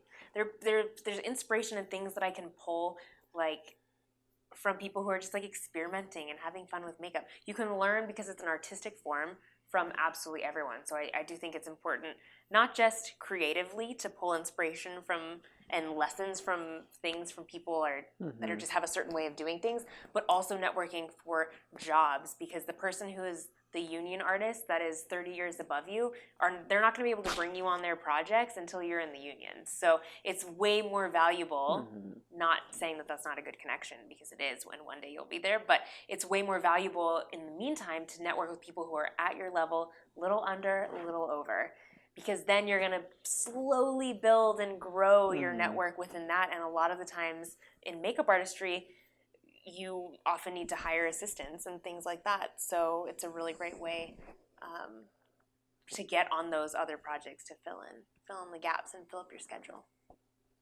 Yes. Yes. Yes. Yeah. Yeah, I guess I don't know. So you mentioned getting, going on websites, which we both agreed that every once in a while you'll get something off of that, but not often. I guess, okay, because you were talking about, I mean, that's nice general freelance advice for sure. I just think about, I guess one thought that came through my mind was when I have the opportunity to refer somebody for a gig, I don't know how it feels for you, but I always feel super awesome being able to hook up somebody else on a gig. Yeah. Like, that is one of the best feelings. Is like, you're an awesome person. I hope they bring you on. Like, here's, like, I can't do it. I'm booked already, or I've got something else going on. They'll be in good hands. Yeah. I like being able to help them, and I like being able to help them and connecting the two. It's a good feeling. It's a good feeling. Yeah, and it's just building up your network. I mean, like, people who do your job are not necessarily competition. There's so many jobs around that I think that there's a way for everyone that wants to be successful to be successful. I think another big thing on how to get jobs is to actually care about what you're doing. So that was the authenticity I was talking about. It was, don't fake it. Right, exactly. Like, learn about other jobs so that you can build and grow what they're doing. So, like, if someone's like, hey, are you available for the short? I'm like, yeah, for sure, but, like, let me talk to the creatives. Like, let me read the script. Like, let me figure out how I can enhance it. And when you show that passion and interest, that's how you build genuine connections, because you're able to kind of go outside of yourself and really help create something. I think that's a really big part. It's just showing that you care. Yeah. That's kind of, that's kind of, okay, jeez, speak. It's been a long couple weeks for me here. All right, so is that your process for deciding on how to jump onto a project? How often do you go through those reps of, like, I need to see the script first, or So an important thing for people who are freelancing to know is that you apply for a lot of jobs, you hear back from some of them fall through, and every once in a while one will stick. Yeah. As far as colds calling and looking for jobs. So, and then eventually the more that you pursue this business, the more that the ratios kind of shift and change. I would say even for me, it's different. Is it? It might be a script supervisor thing. Okay. But I don't have the opportunity to put in for many jobs. Really? Oh, interesting. So whenever I hear about a job, yeah, how do you hear about it? it's normally a direct referral or Okay. somebody I worked with before is reaching back out. Like that's like pretty much. How do you get your first job? Just through people? Oh, that was through a script supervisor networking group. Like, cause Okay. I don't know if we talked about this before, but when I decided script supervising was my thing, I did like a 10-week intensive on the position, even though I had all the experience I had making short films and editing, producing, directing, all that kind of stuff. And I didn't know specifically what a script supervisor was responsible for. And we talked about it last time, but like it wasn't filmed or whatever. You're not going to see it. So that's an exclusive. That was exclusive. Exclusive cut. I was on a set out in Carson City before I moved to Los Angeles, and I had the opportunity to cover for a script supervisor on a $7 million feature for a weekend because she was sick. And there's nobody out in that area that can do the job. And she's like, Eddie's been sitting here asking me questions all the time. So just let Eddie do it. Mm-hmm. And then when I handed in my notes for like the 2 days that I did it, she's like, Eddie, this is what you do now. These are great. Here's the contact for the person that trained me out in Santa Monica in Los Angeles. Her workshop starts like whatever, a month after our production wraps. And I'm like, all right, I'm doing it. So that was like a 10-week intensive. It was probably like 6 hours a day, 4 days a week for 10 weeks, strictly script supervising. And that was through Randy Feldman. And it's kind of a name in the script supervisor world. She's like the only instructor. Wow. And like people come from Africa, Canada to study from her. That's nuts. Yeah. And so she is a resource in herself in terms of when people are looking for new script supervisors, they just reach out to her and she kind of blasts out the emails to her newer script supervisor group or whatever. So yeah, that was kind of how I got my first gigs. That she would just be like, hey, the student film's looking for a thing, this is small rate or whatever. And a lot of people are like, ugh, like I'm not, like kind of what you're saying is like a lot of people passed on that stuff, rightly so too, depending on where they were at, who knows. But regardless, that was stuff I definitely pounced on to get my first stuff. But your experience and stuff. But that's kind of how it is it's normally through a script supervisor group. Interesting. And then like one thing that happens in our groups is there's this weird, I don't know if other groups do it too, but it's like it's a thing where they'll post some details about the gig in the group. Okay. And they'll be like, the first 5 people that comment on this, I'll refer to the producer. Wow. So then it's gotta be fast. So then everybody kind of races and like, I'm free, I'm available. And then they blast off those 5 and then they choose out of those 5 I don't know. So do you have a portfolio? Like, how do people see what you do? I have a resume. Okay. You can go to my website at eddivhillv.com.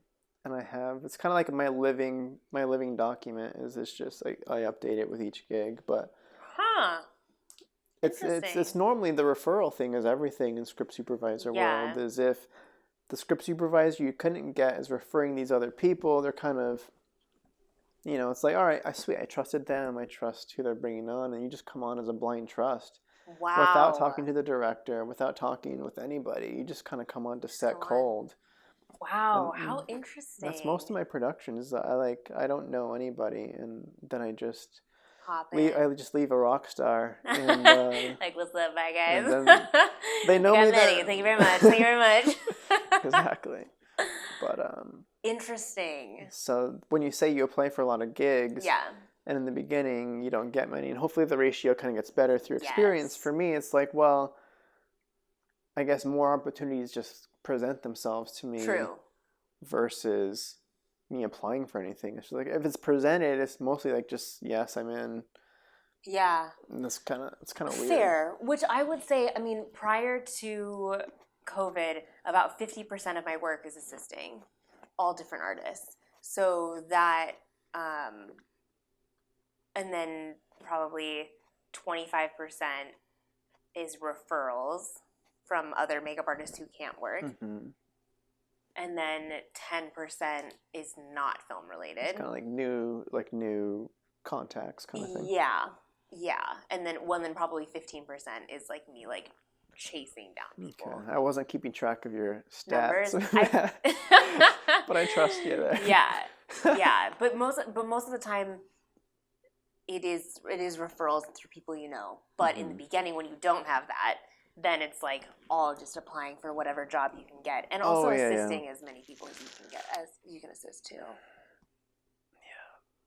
Yeah. So if you're looking for resources, tell me how to get a I don't know. No, I mean like crew work in general. There's like a bunch of Facebook groups. That's how I got the jobs that we got together. Was through a Facebook group. What was it? Yeah. I was through a filmmaker group.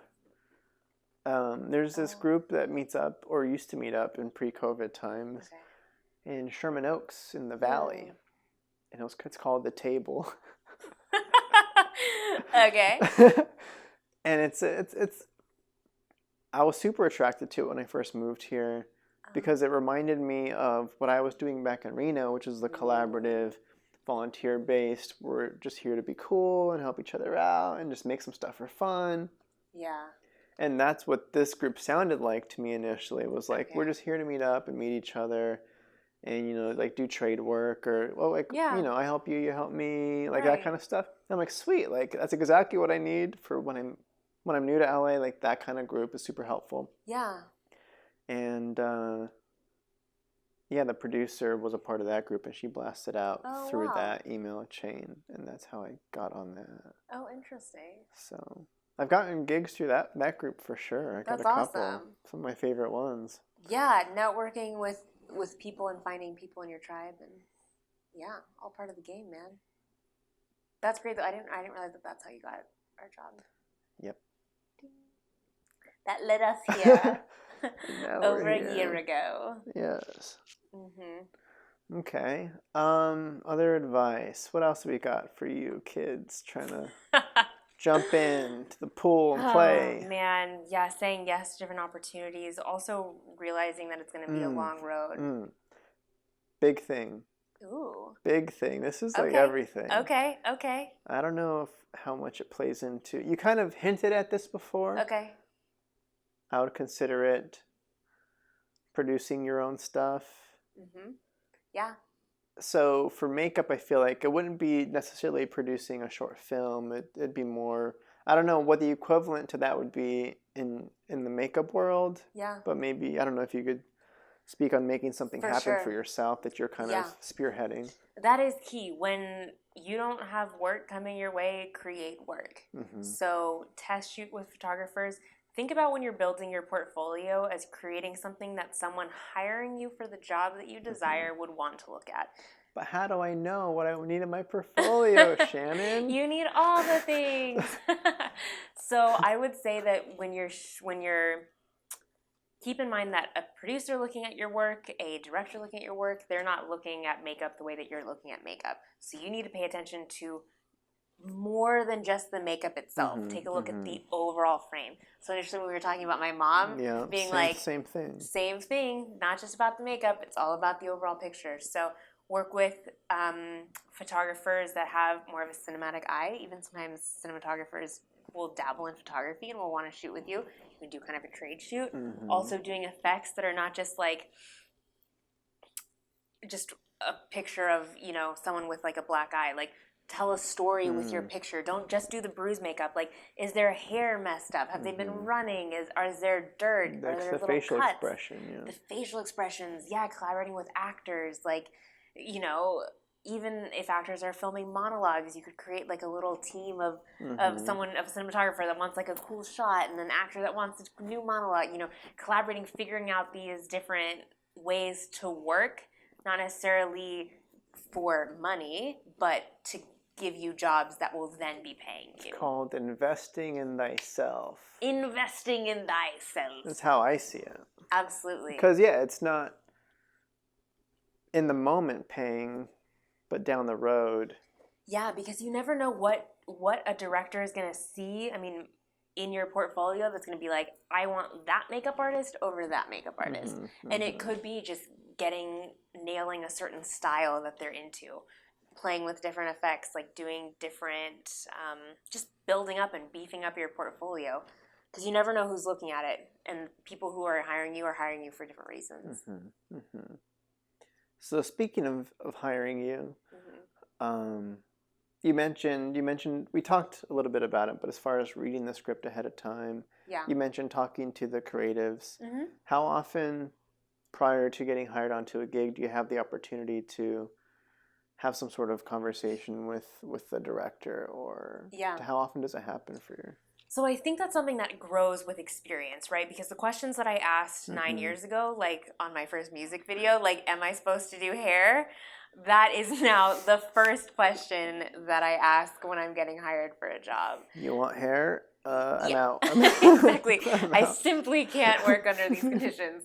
So every single job that you do is going to grow your questions list. And so nowadays it's like, hey, are we going to have power where we're at? Are you going to provide a table? What about chairs? You know, and is there going to be light? Like, what about food? Are we going to get a pre-call? What about overtime? Food's a big one. Food is a big one.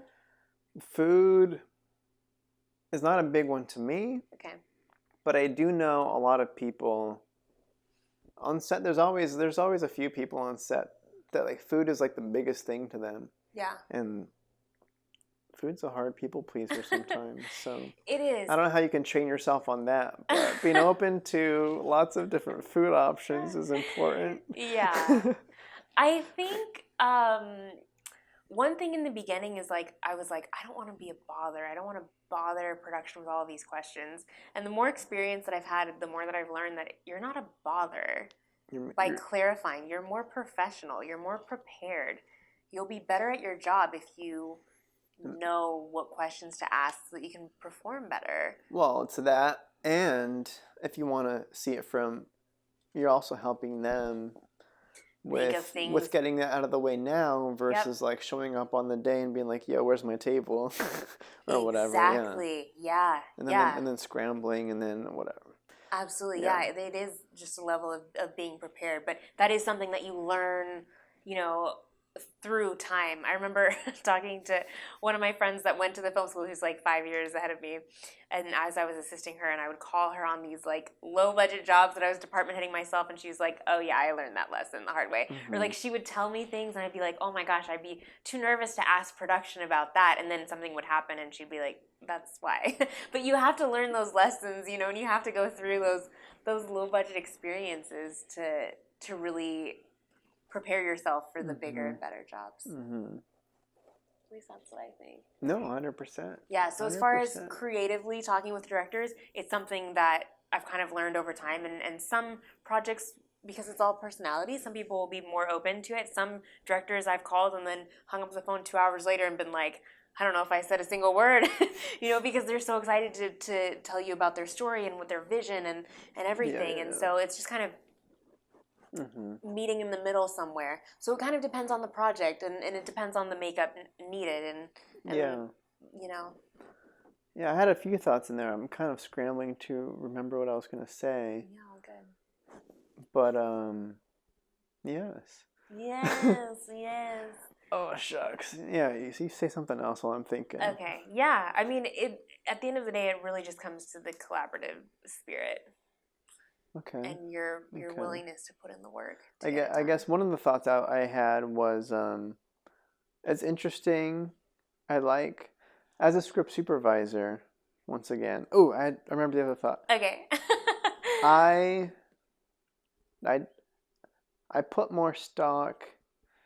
Being a script supervisor is a weird thing because I don't have necessarily any creative control over anything. Like I don't decide how anything looks. So when I'm picking my gig, I put more stock into who I'm working with. And like I said, I don't have the chance to have pre-discussions with the director because, like, what questions am I going to ask a director? It's kind of like, hey, so how specific do you want to be with the dialogue being, like, of the actor? Sometimes directors get really specific. I need it word for word, otherwise it's not going to work. Most directors are pretty chill with stuff flipping around and rewording and whatever. But that's like, all right, sweet, I'll be there. Yeah. but so it's pretty simple for me. And then interesting. And then it doesn't matter what the genre is. It doesn't matter. I never thought about that for script supervisor. For any of that, it's just, do I enjoy? I usually ask the producer on. There's always a heavy pitch on how awesome the project is out of the gate. Like, sometimes you get these long emails about, this is the director and this is like the story and this is why we're doing it. And I'm like, sweet, I believe in the message. I believe in you vouching for the director. Like, I'll just take it at face value, and I trust you. And I've worked with you before, so I'm going to trust you, and I'm going to jump on blind. Like, that's kind of interesting. I will worry about the page count, though. Okay. I'm like, how many days are we shooting this? All right, 3 days. And how many pages? 30 pages. And then I'm like, so then I can determine, for those at home, a safe, independent film, non-union page count for a day is maybe in the 5 range. Whew. I would say maybe in the 5 range. Is it ever in the 5 range? And that would be like a nice chill day where you can focus. Yep. I can do my job and manage continuity. Anything above that, maybe like 8 is kind of more standard, probably near the high single digits. Once you go over that, the higher you go in the pages per day, the faster you're trying to do things, the less time you get to focus on the specifics of making sure everything's right. That you just, like me as a script supervisor, I have to know, like, I just have to let stuff go because we don't have time to address my little tweak. Like, hitting the day is more important than fixing an eye line or somebody switching a line or whatever. You weigh the importance of things. But so those are like the things I look at, as page count, and then vouching for the person recommending me for the job. Okay, and that's what determines. And then I guess pay is important too. Yeah, I mean, that helps. I have been practicing a lot on asking about, like, trying to get extra money. Good. Like, do you get a kit fee? I usually don't. Okay. But I usually ask. Good. For I feel, in a way, for me it feels weird. My kit is so small, but it is still a kit. Yeah. And I should be getting extra money. Yeah. So I'm getting better at asking for that. Good. As the confidence grows, and this is a common thing too, the more confident you get in yourself, the more confident the more confident you get in the fact that you know jobs will be coming anyway, you can ask the harder questions about getting what you deserve, or like sometimes because you know that production's not going to give it to you unless you ask. So there's for me it's prep days and kit fee. Yep. I've never asked for a wrap day before, because I don't really feel like I would use it anyway. Like, the projects are only small enough where I don't need like a day to wrap out all my notes or whatever. But I heard in union world that's a thing, is like you have a day to compile all your episodic stuff or your whatever to get to production. Yeah, I think that's a big one too for makeup artists, is anytime someone gives you a rate, responding with, is there any flexibility with that? Or what did you have budgeted? And then always asking for a kit fee. Like, no matter what, if they're like, okay, your day rate is $350, and be like, okay, cool, what did you have budgeted for the kit fee? And they're like, what? And they're like, we don't have any budget for a kit fee. Right, and be like, okay, well, especially if there's something specific to the project, He's like, well, then I need to look over the script and make sure that usually I'll say like, do you have anything in the budget for an additional kit fee to help cover my expenses? Right. Because they don't intentionally want you to be spending crazy amounts of money, but if you put it as like, hey, like to cover my expenses, what do you have budgeted for my kit fee? That's the benefit of these other departments that I get jealous of. Yeah, but you're bringing what, your iPad, your chair, your stand? No, I bring an iPad. You just bring an iPad? That's all I have. And then technically Be nice. I use my iPad and I use my phone. Okay. That's it. Yeah, but still, I mean, that's wear and tear on your equipment. No, for sure. No, definitely. Yeah. So it's still a kit. I was going to say that it is nice having that potential leverage because I know like production design uses it all the time because the production wants their set built and wants the stuff to show up. So yeah, I do feel like... And then makeup, I feel like could have that. Yeah, it makes sense. Yeah, but sometimes makeup gets glossed over, in a sense, because people don't understand it. Unless it's, like, specific to the story. And, like, if... Right, like a scar or something. Exactly, where then they're like, okay, we have this budgeted for that. Or the tattoo, yeah. Yeah, exactly. But anytime someone asks for your rate, ask them what they had budgeted for it. Always. I don't feel like producers are honest, but... Yeah, no, they're not. But here's the thing. My sister she doesn't really produce that much, but one time she produced, right when I moved to LA, she was producing a commercial, and she asked someone their day rate, and they said $500, even though they had budgeted $800. But when you tell them what you want to get paid... They take it. The producer's going to pay you what you say you want to get paid. I made that mistake plenty of times. Yeah, because the producer's not going to be like, they're like, okay, great, the $300. Because the producer's job is to save as much money as they can. They want it to be, done as well as it can be, but with spending the least amount of money. So if someone is telling you that this is what I deserve to be paid, and it's in their range, then they're going to pay it. But instead of being like, my range can vary depending on the project and the complexity of the designs needed. What did you have budgeted for this position? And then when they're like, okay, we had X amount of dollars. Okay, great. How much, is there any flexibility with that? And how much did you have budgeted for an additional kit fee? An additional kit fee. Yeah, because of course the reason that those conversations go south is because there's the fear if I say a number too high, then I'll just get discounted right away. True. Because their budget's $350 and I'm saying $500, and now they'll just they won't even counter because they're like, oh, this person's out of my range. Exactly. So for the risk of losing the job could potentially outweigh the risk of the money lost by underbidding. If that makes sense. Okay, true. I hear you. Yeah. Definitely, and I agree in the beginning, I definitely would take jobs left and right for sure, no matter what. But at the same time, even on those lower budget rates, like, look, if, like, for instance, on the job that we did, lower budget rate, they were like, look, this is all we can do. I'm like, okay, look, guys, this is a lot lower than what I usually do. Do you have any additional money to help cover the cost of my makeup kit? And then they're like, well, how much is that going to cost? And I'm like, typically it ranges from $25 to, $175 a day, depending on the things needed. I know you guys are really tight on budget, but anything that you can help me out with would be really appreciated. Yeah, because ideally, for those at home listening again, you don't want to be out of money. You don't want to go negative in money in any way on a production. Correct. Which is what people fall into a lot early on.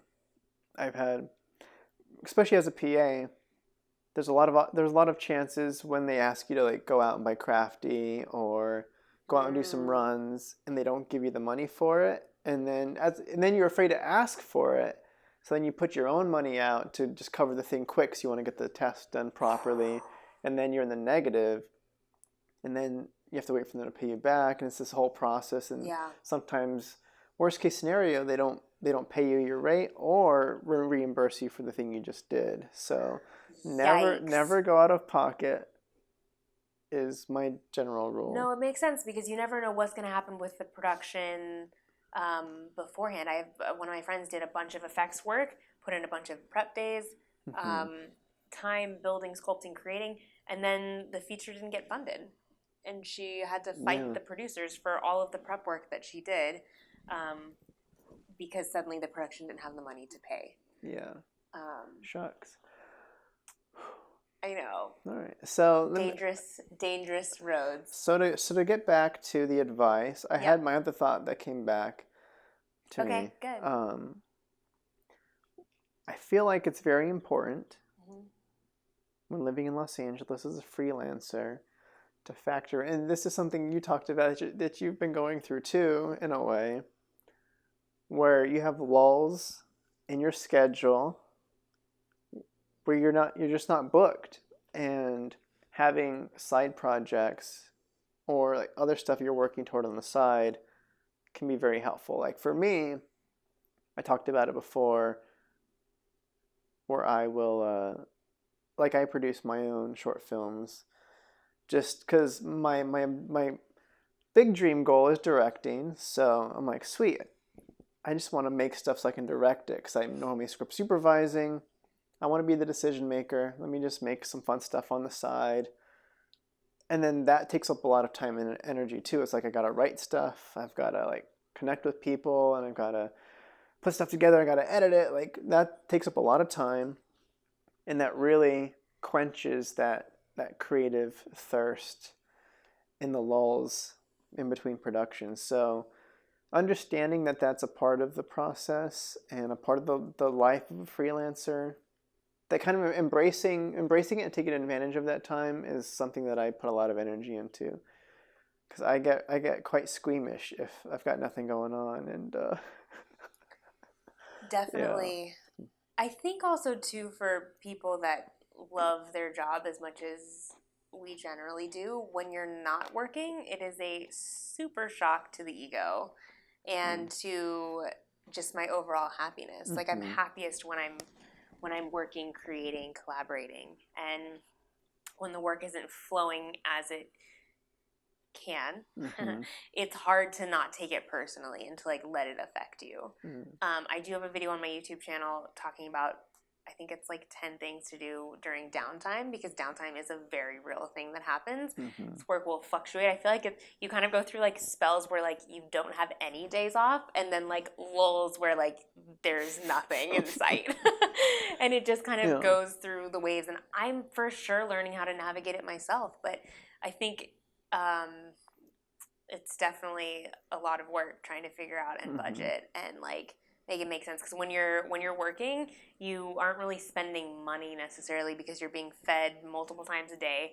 You're working 12 hours, so you're not really going out or doing anything. You don't have time. You don't have time. Yeah, you don't have time, and then on your off days, you're generally sleeping, like, and trying to prep and then, get back to it. So then when you're able to, I feel like, kind of get a little nest, but then suddenly you don't have work for a month, which has happened. Yeah. So it's kind of like figuring out how to manage all of that, which is something that I'm definitely still working on. Yeah, because for me, one thing that I definitely understand and try to prep for, this is kind of like almost a therapeutic experience for me too, because I always kind of seek into this lull of, I call it post-project depression. Yeah. Where you kind of lose your sense of purpose in the world because waking up with the objective of the day is a great feeling. You're like, I'm off to do the thing I love. You're on set doing the thing you love. Once it's over and you don't have the objective of the day, you're like there's this weird sinking feeling that kind of comes over. Yeah. It's definitely, I experience it, and I just wrapped on a thing yesterday. So I'm expecting it to come in probably tomorrow, since this is a productive thing we're doing today. Right, yeah, when you catch up on sleep and then you're like, oh wait, what? It's like, Yeah, and I think one important thing, because I feel like we've definitely talked about how much we love our jobs. Love it. Love it on this podcast, but also understanding that it's really hard. The hours are really long. There are definitely ups and downs in the day itself. There are tough situations. Some people are hard to collaborate with, but overall, at the end of the day, it's something that we can't imagine. I love the challenge of all of that. Like all of that, fighting all of that and still being consistently awesome across it is the objective. Yeah. Yeah, totally. Because definitely there are some hard days, hard projects even, just with collaborating with people. But at the end of the day, like, no, it's true. It is true. No, it's true for yeah. sure. But at the end of the day, we can't imagine not doing without it. And I think that is what makes it so hard, is like when you do have those lulls and you're not sure where money is coming in next, and you need to figure out a way, like you were saying, doing those collaborative projects to fill that void and that space, because it's really hard. Yes. It's so hard. Also, Los Angeles is a really expensive city, and it's just, I know, gotta wrap this up. No, we got 20 minutes. 20 minutes? Okay. All right, so Okay. we have talked about, we'll replug it at the end again, but you do keep mentioning your YouTube channel. We haven't quite said where to find it yet.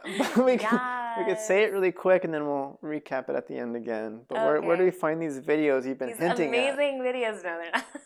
They're just videos that, it's youtube.com/makeup by Shannon Marie is the username. It's makeup by Shannon Marie on all socials. Marie is spelled Marie. Yeah. Mm-hmm. Cool. Yeah. And I feel like it's just what I try to on my YouTube channel is just trying. It's basically like the conversations that we've been having now. It's like real life talk about what it's actually like working in film at the level where I'm at now. And they're more bite-sized consumption. Yeah. They are. Yeah.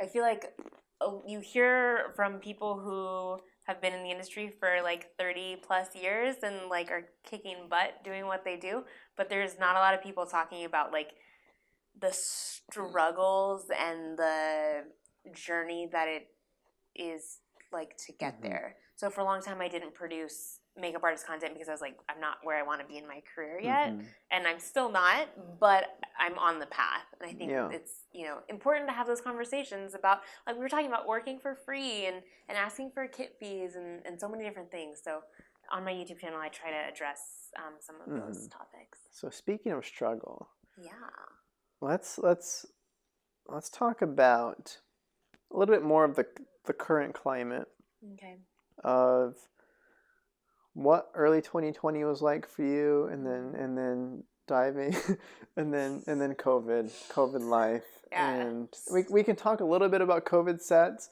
We spent probably like an hour talking about COVID sets last But you know what? We needed to get that off of our chest. For sure. And that was definitely, I feel like I quoted our conversation to many other people that I talked to about, like you're saying, the current climate, about just your experiences working on non-union sets. Basically, because we had to redo it, I feel like we just needed to have those conversations. Right. We needed it. It was very therapeutic. Yeah. It was a little not on podcast, but yeah. But what we didn't talk about then, and we'll talk about a little bit about that again. Yeah. But I did want to reframe the conversation a little bit more into the direct impact of transitioning into COVID. Yeah. And then back out a little bit, but like, what was it like for you in the beginning? Like, what were you on? Were you on a project and then it got cut off because of COVID, or like what situation were you in? Yeah, so I was in the middle of a feature. We were supposed to do 2 back-to-back. It was 12 days each for each feature, and then we got through day 8. So we had 4 more days left to finish the first feature, and then we hadn't even started the second one. And then we got an email the night. You were on. Oh, okay. You weren't on set. Okay. I was on set. Yeah, we had done 8 days. Right, but you got the email when you're at home. Yes. Like, it wasn't like a hard, like, somebody walks onto production set. Right. It's like everybody. Shut down. Yeah, because we were non-union, our crew was smaller. So technically, at that point, it was like 50 and under like they were capping it at 50 people. Yeah, because Yeah. Yeah, because it was still 'Cause early. we had no idea what anything was. Okay, so you remind me, was it like a week that we knew it was kind of how much Yeah. time did we know it existed, or was it maybe a thing that we're just kind of Right. waiting for? It's so crazy to just go back in time to that mindset that we were in back then. You know what I mean, though? Like, it is so crazy because one, like we have kind of mentioned, is like when you're on a film and you're in a project, you're so just like hyper focused on like what's happening in your world because you're spending so many hours a day. I mean, sometimes in Los Angeles you'll be filming for 12 hours and then it'll take you an hour on top and an hour at the end of the day. So you're having like a 14-hour plus day, not including a pre-call for makeup artists. It's a long time. So you basically are just like in this world, so not Bubble. really in the bubble. Bubble, that's the word. Yeah, so the day before we got scrapped, the hairstylist was wearing a mask, and she was the only one on set wearing a mask. A face cover. Yep, a face covering. Not like the shield. Not a shield yet. Yeah, we hadn't even. We didn't know those were a thing we yet. didn't even know those were a thing. Oh my gosh, this is such a bizarre conversation to have. And but I remember driving home that night. I called my parents because I was like, I don't know if we should still be filming. But you're kind of in that weird position of like, a couple crew members have already been replaced because they left because they weren't comfortable with it. And I was kind of like, I don't know. But I'm like, I need to pick up a couple makeup products, but like stores are shutting down. Also, I don't want to risk exposure. I had no idea. And I was on the phone with my parents and I was like, they were like, well, what is the rest of the production thinking? Like, what is everyone doing? And then I hung up with them, got the email, and called them back. And I was like, all right, we're canceled. We are shut down. Yeah, it's so crazy to think about that. And then just the uncertainty of those next few weeks of realizing that your job was never going to be the same, and it's never coming back. I know. Yeah. It was crazy. And then also months later, when we did start to come back, then the reality of just knowing everything that we know and trying to gauge whether it's something that we wanted to do. So the feature that I picked up, that I was on when it got shut down, we picked up and did reshoots in July. We had 4 days left to film. We turned it into 8 days. And at that point, we were doing a lot of COVID precautionary. Basically, we never had two actors in the same room where they were both unmasked or shielded. Basically, we would film one person's coverage while the other person was fully masked, and we would put a dot through the line, through the frame. Yep. And then sounds like a script supervisor nightmare. Oh, yeah. Assuming there was a script supervisor at all. There was definitely not a script supervisor. They minimized the crew to like as few people as possible. We had them come hair ready. Yeah. It was totally different. All right, but you're jumping too far ahead now. You're skipping like 3 months there. Of agonizing depression. So you stayed in LA for a little bit and then went back home, or that was kind of your plan of attack that you felt out based on the extending goalpost or the exactly. And then I had enough. I feel like now the productions you have to do so much more pre-production work, especially in the beginning. When we were first starting to go back in July, so they gave me like a month and a half notice. So I was in LA for a month and a half, and then I went back home to Texas for 2 months. Oh, okay. And then I came back to LA and started filming. So for me, I was in my lull stage. I had wrapped script supervisor on a feature. Maybe I'd done like a short film in there somewhere, and then I was locked in to be a script sup on another feature, like for like mid-March or something. Yeah. Maybe like the 23rd, or I don't know when it was, but I was kind of waiting for that to kind of come up. Right. But I was on that game show I talked about. Oh yeah. So I was covering for another friend as the third script supervisor assistant or whatever. Okay. On that game show that was doing prep, that was about to jump into the actual production. Wow. And that was a weird set to be on too, because like It was actually super rainy that day. It was the thing. Yeah, it was rainy during March, which was weird. So yeah, I remember that being a thing because I don't normally have the luxury of shooting on lots. So I got to go to a cool lot somewhere, and parking was like, I don't know where to park. I'm like, is this a good spot? Right. And then I like get drenched all the way, and whatever.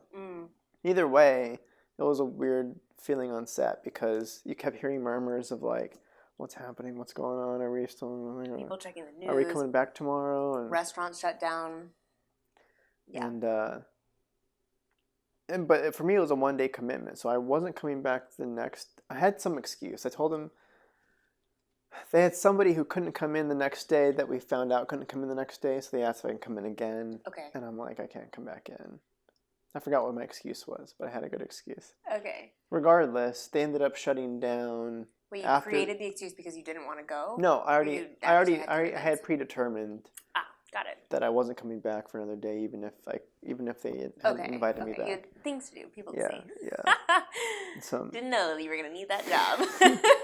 So, but yeah, it was. I just remember the murmurs, and people were kind of trying to be safe about craft services. Okay. And then like picking up your lunch was a little bit of a different like staggered process that they had tried. Okay. But it was kind of weird. Yeah. And then of course, like 2 days later, everything was halted. So. Right. But it was weird being on set up until the very last moment. Yes. So that was. But okay, the other part of that story. Is I don't think we talked about this before. Okay. But that feature that I was set to jump in on got pushed, of course. So I was like. I kept waiting for the email to come because they were waiting forever to send the email. So I'm like, all right, are we like the big production meeting day was set for like a Wednesday, the day before production was going to start. And I'm like, all right, this Wednesday is like tomorrow or something. Are we doing this production meeting or are we not? Because for me, I hadn't signed any paperwork yet either. No. Like I was a part of like this white sheet that had everybody's contact info on there, so I was like confirmed as script supervisor that way, but I hadn't signed on yet. Okay. So I'm like, all right, I need some sort of confirmation that I'm still on, like that I'm on the show.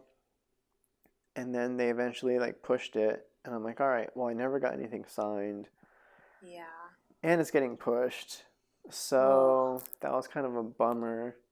And then as things were opening back up, and I'm waiting, I'm like, okay, the thing that gave me kind of hope during COVID quarantine lockdown in LA was I'm like, at least I have this feature that I can come back to at the very end when it eventually gets back up and running. Right. I'm like, at least there's a gig waiting for me. And as things were reopening back up, I was keeping an eye out. I'm like, I check with the AD. I'm like, hey, yo, here's a random email. I'm the script supervisor. I'm pretty sure. I didn't say that, but I was like, so any word on what's going on? And like, no, we haven't heard anything. And then I'm on Facebook and I see a selfie of another script supervisor saying, hey, day one of the movie that I was set on. What? And I'm like, wait. What happened? I never found out. I didn't ask the producer. I didn't reach out. Okay. I did ask the script supervisor though. I'm like, hey, cool. Like I DM'd him. Yeah. And I was like, hey, what did they say? And they were already covering for somebody else who the date, because the thing kept getting pushed. So I'm sure like people were falling off. So at some point, the trail is too long to go back to see like what happened with my situation, but that was a bummer. I'm like, shucks. Well, and I feel like for a lot of commercials and things like that, they're bringing the crew down to as few people as possible. Mm-hmm. So I feel like script supervisors and makeup and hair, like everything has been cut. Now it's starting to slowly come back, luckily. Yeah. But I feel like for a minute there, when people were filming, they were skeleton crews. I feel for like the indie features that like only had that budget to like make that happen at that certain time, or like stories that needed to be told that had like kid actors that are not going to look the same, and like that you can't.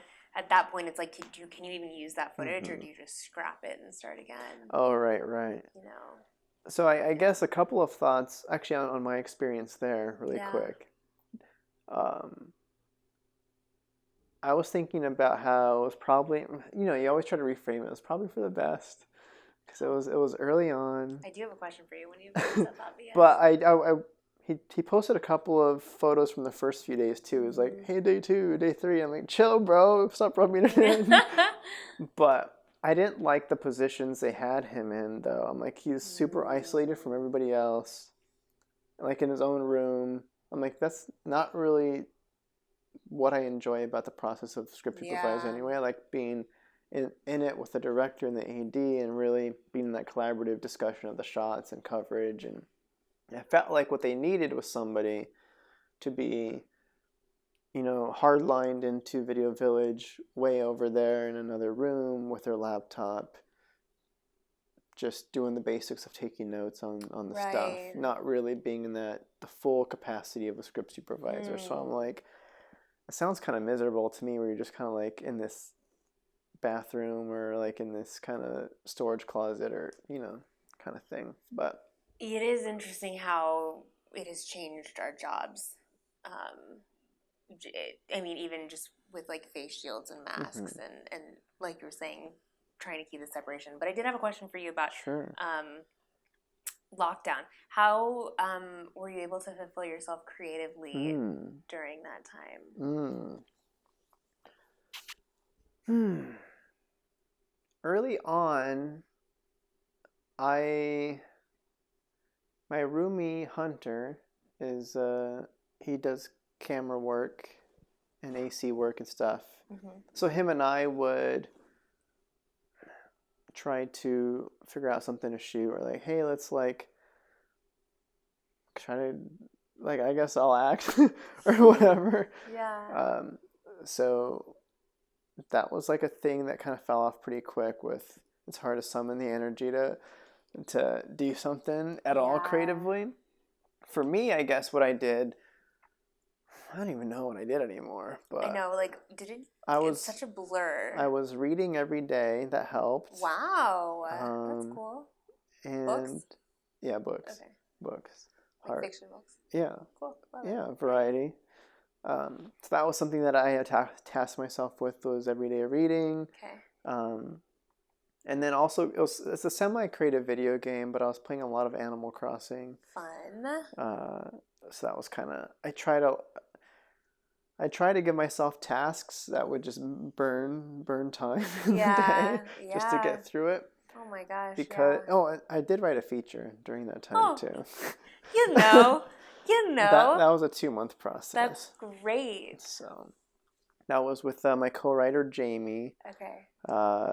We What's it about? we collaborated. I can't talk about that. It's secret. All right. But yeah, we collaborated. That's just amazing. via phone and kind of pumped that out. But I mean, phone, not Zoom. No. Video, lame. Okay. Lame. Phone was enough. Okay. But yeah, so writing, reading, cool. Video games, and then just zoning out. Yeah. Yeah, man. But no, I've talked about it a little bit on the podcast before, but I did give myself like a daily routine kind of schedule where at a certain point the gym in our complex opened up, limiting to 2 people in the space at a time. Okay. So I'm like, all right, I haven't had a gym membership in like ever. And like forever. So I'm like, I'm going to start hitting the gym every day. Yeah. I'm going to read every day. I'm going to play this video game every day. I started picking up trash around the neighborhood. Okay. So that was like my daily. And then I was reading on the roof and tanning at the same time because we have like a roof. We have a roof like hangout section. Okay. So I would go up there, work on my tan, and read at the same time. Yeah. So and then that would like burn half my day. And then I just had to figure out what to do with the rest of my time. Okay. But the routine helped a lot. So what are your hopes and goals for this feature? For this feature? Yeah. you've got it written. That's like a huge part of it. It's scary. It's another one of those growth things, where this one, because I've produced one feature so far, and that one was the super, as minimal as it gets kind of mentality to get that thing done. Yeah. So now I'm like, all right, sweet, I accomplished that. I want to level up and do something different with a bigger budget. So this is kind of written more for that. And I don't know. That one's kind of a, I guess for maybe some writers that are listening, who knows? Yeah. I'm still trying to learn on leveling up is a hard thing in a career, because it's possible, and you have to make new connections, you have to continue challenging yourself and learning new things, and just getting it done is a lot of hard work.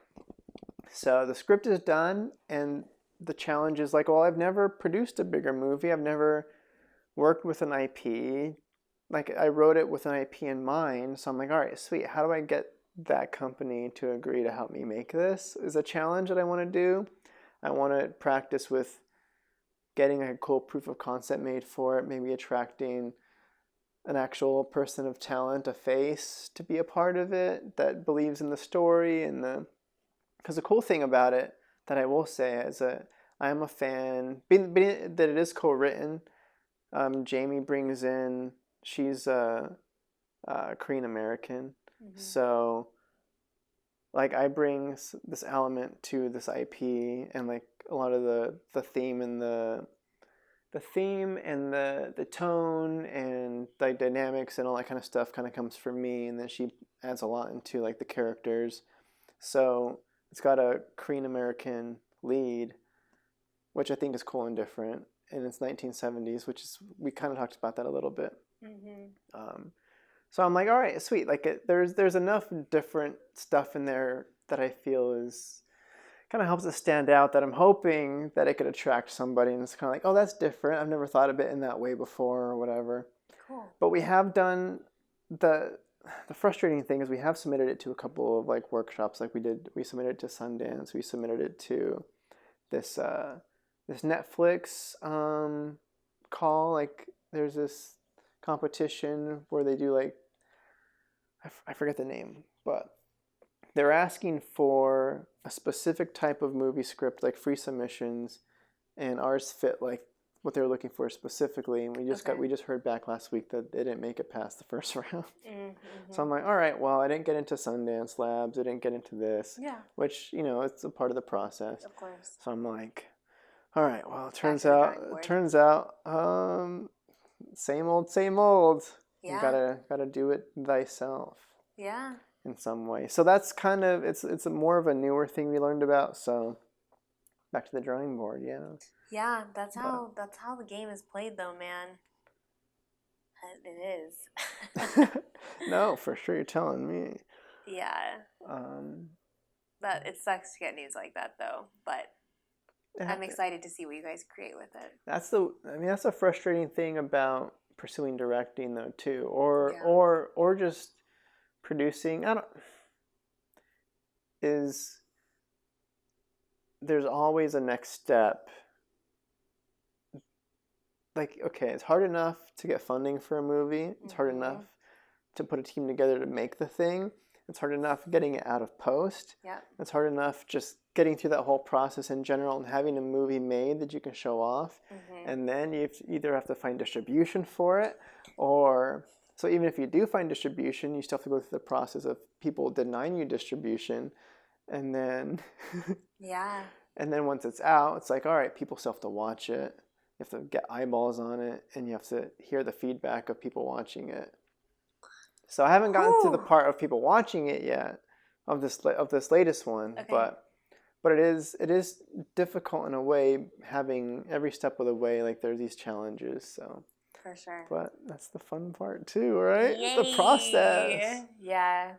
Hey, as long as you are passionate about what you're doing and you just keep it on, that's how it works, man. Yeah.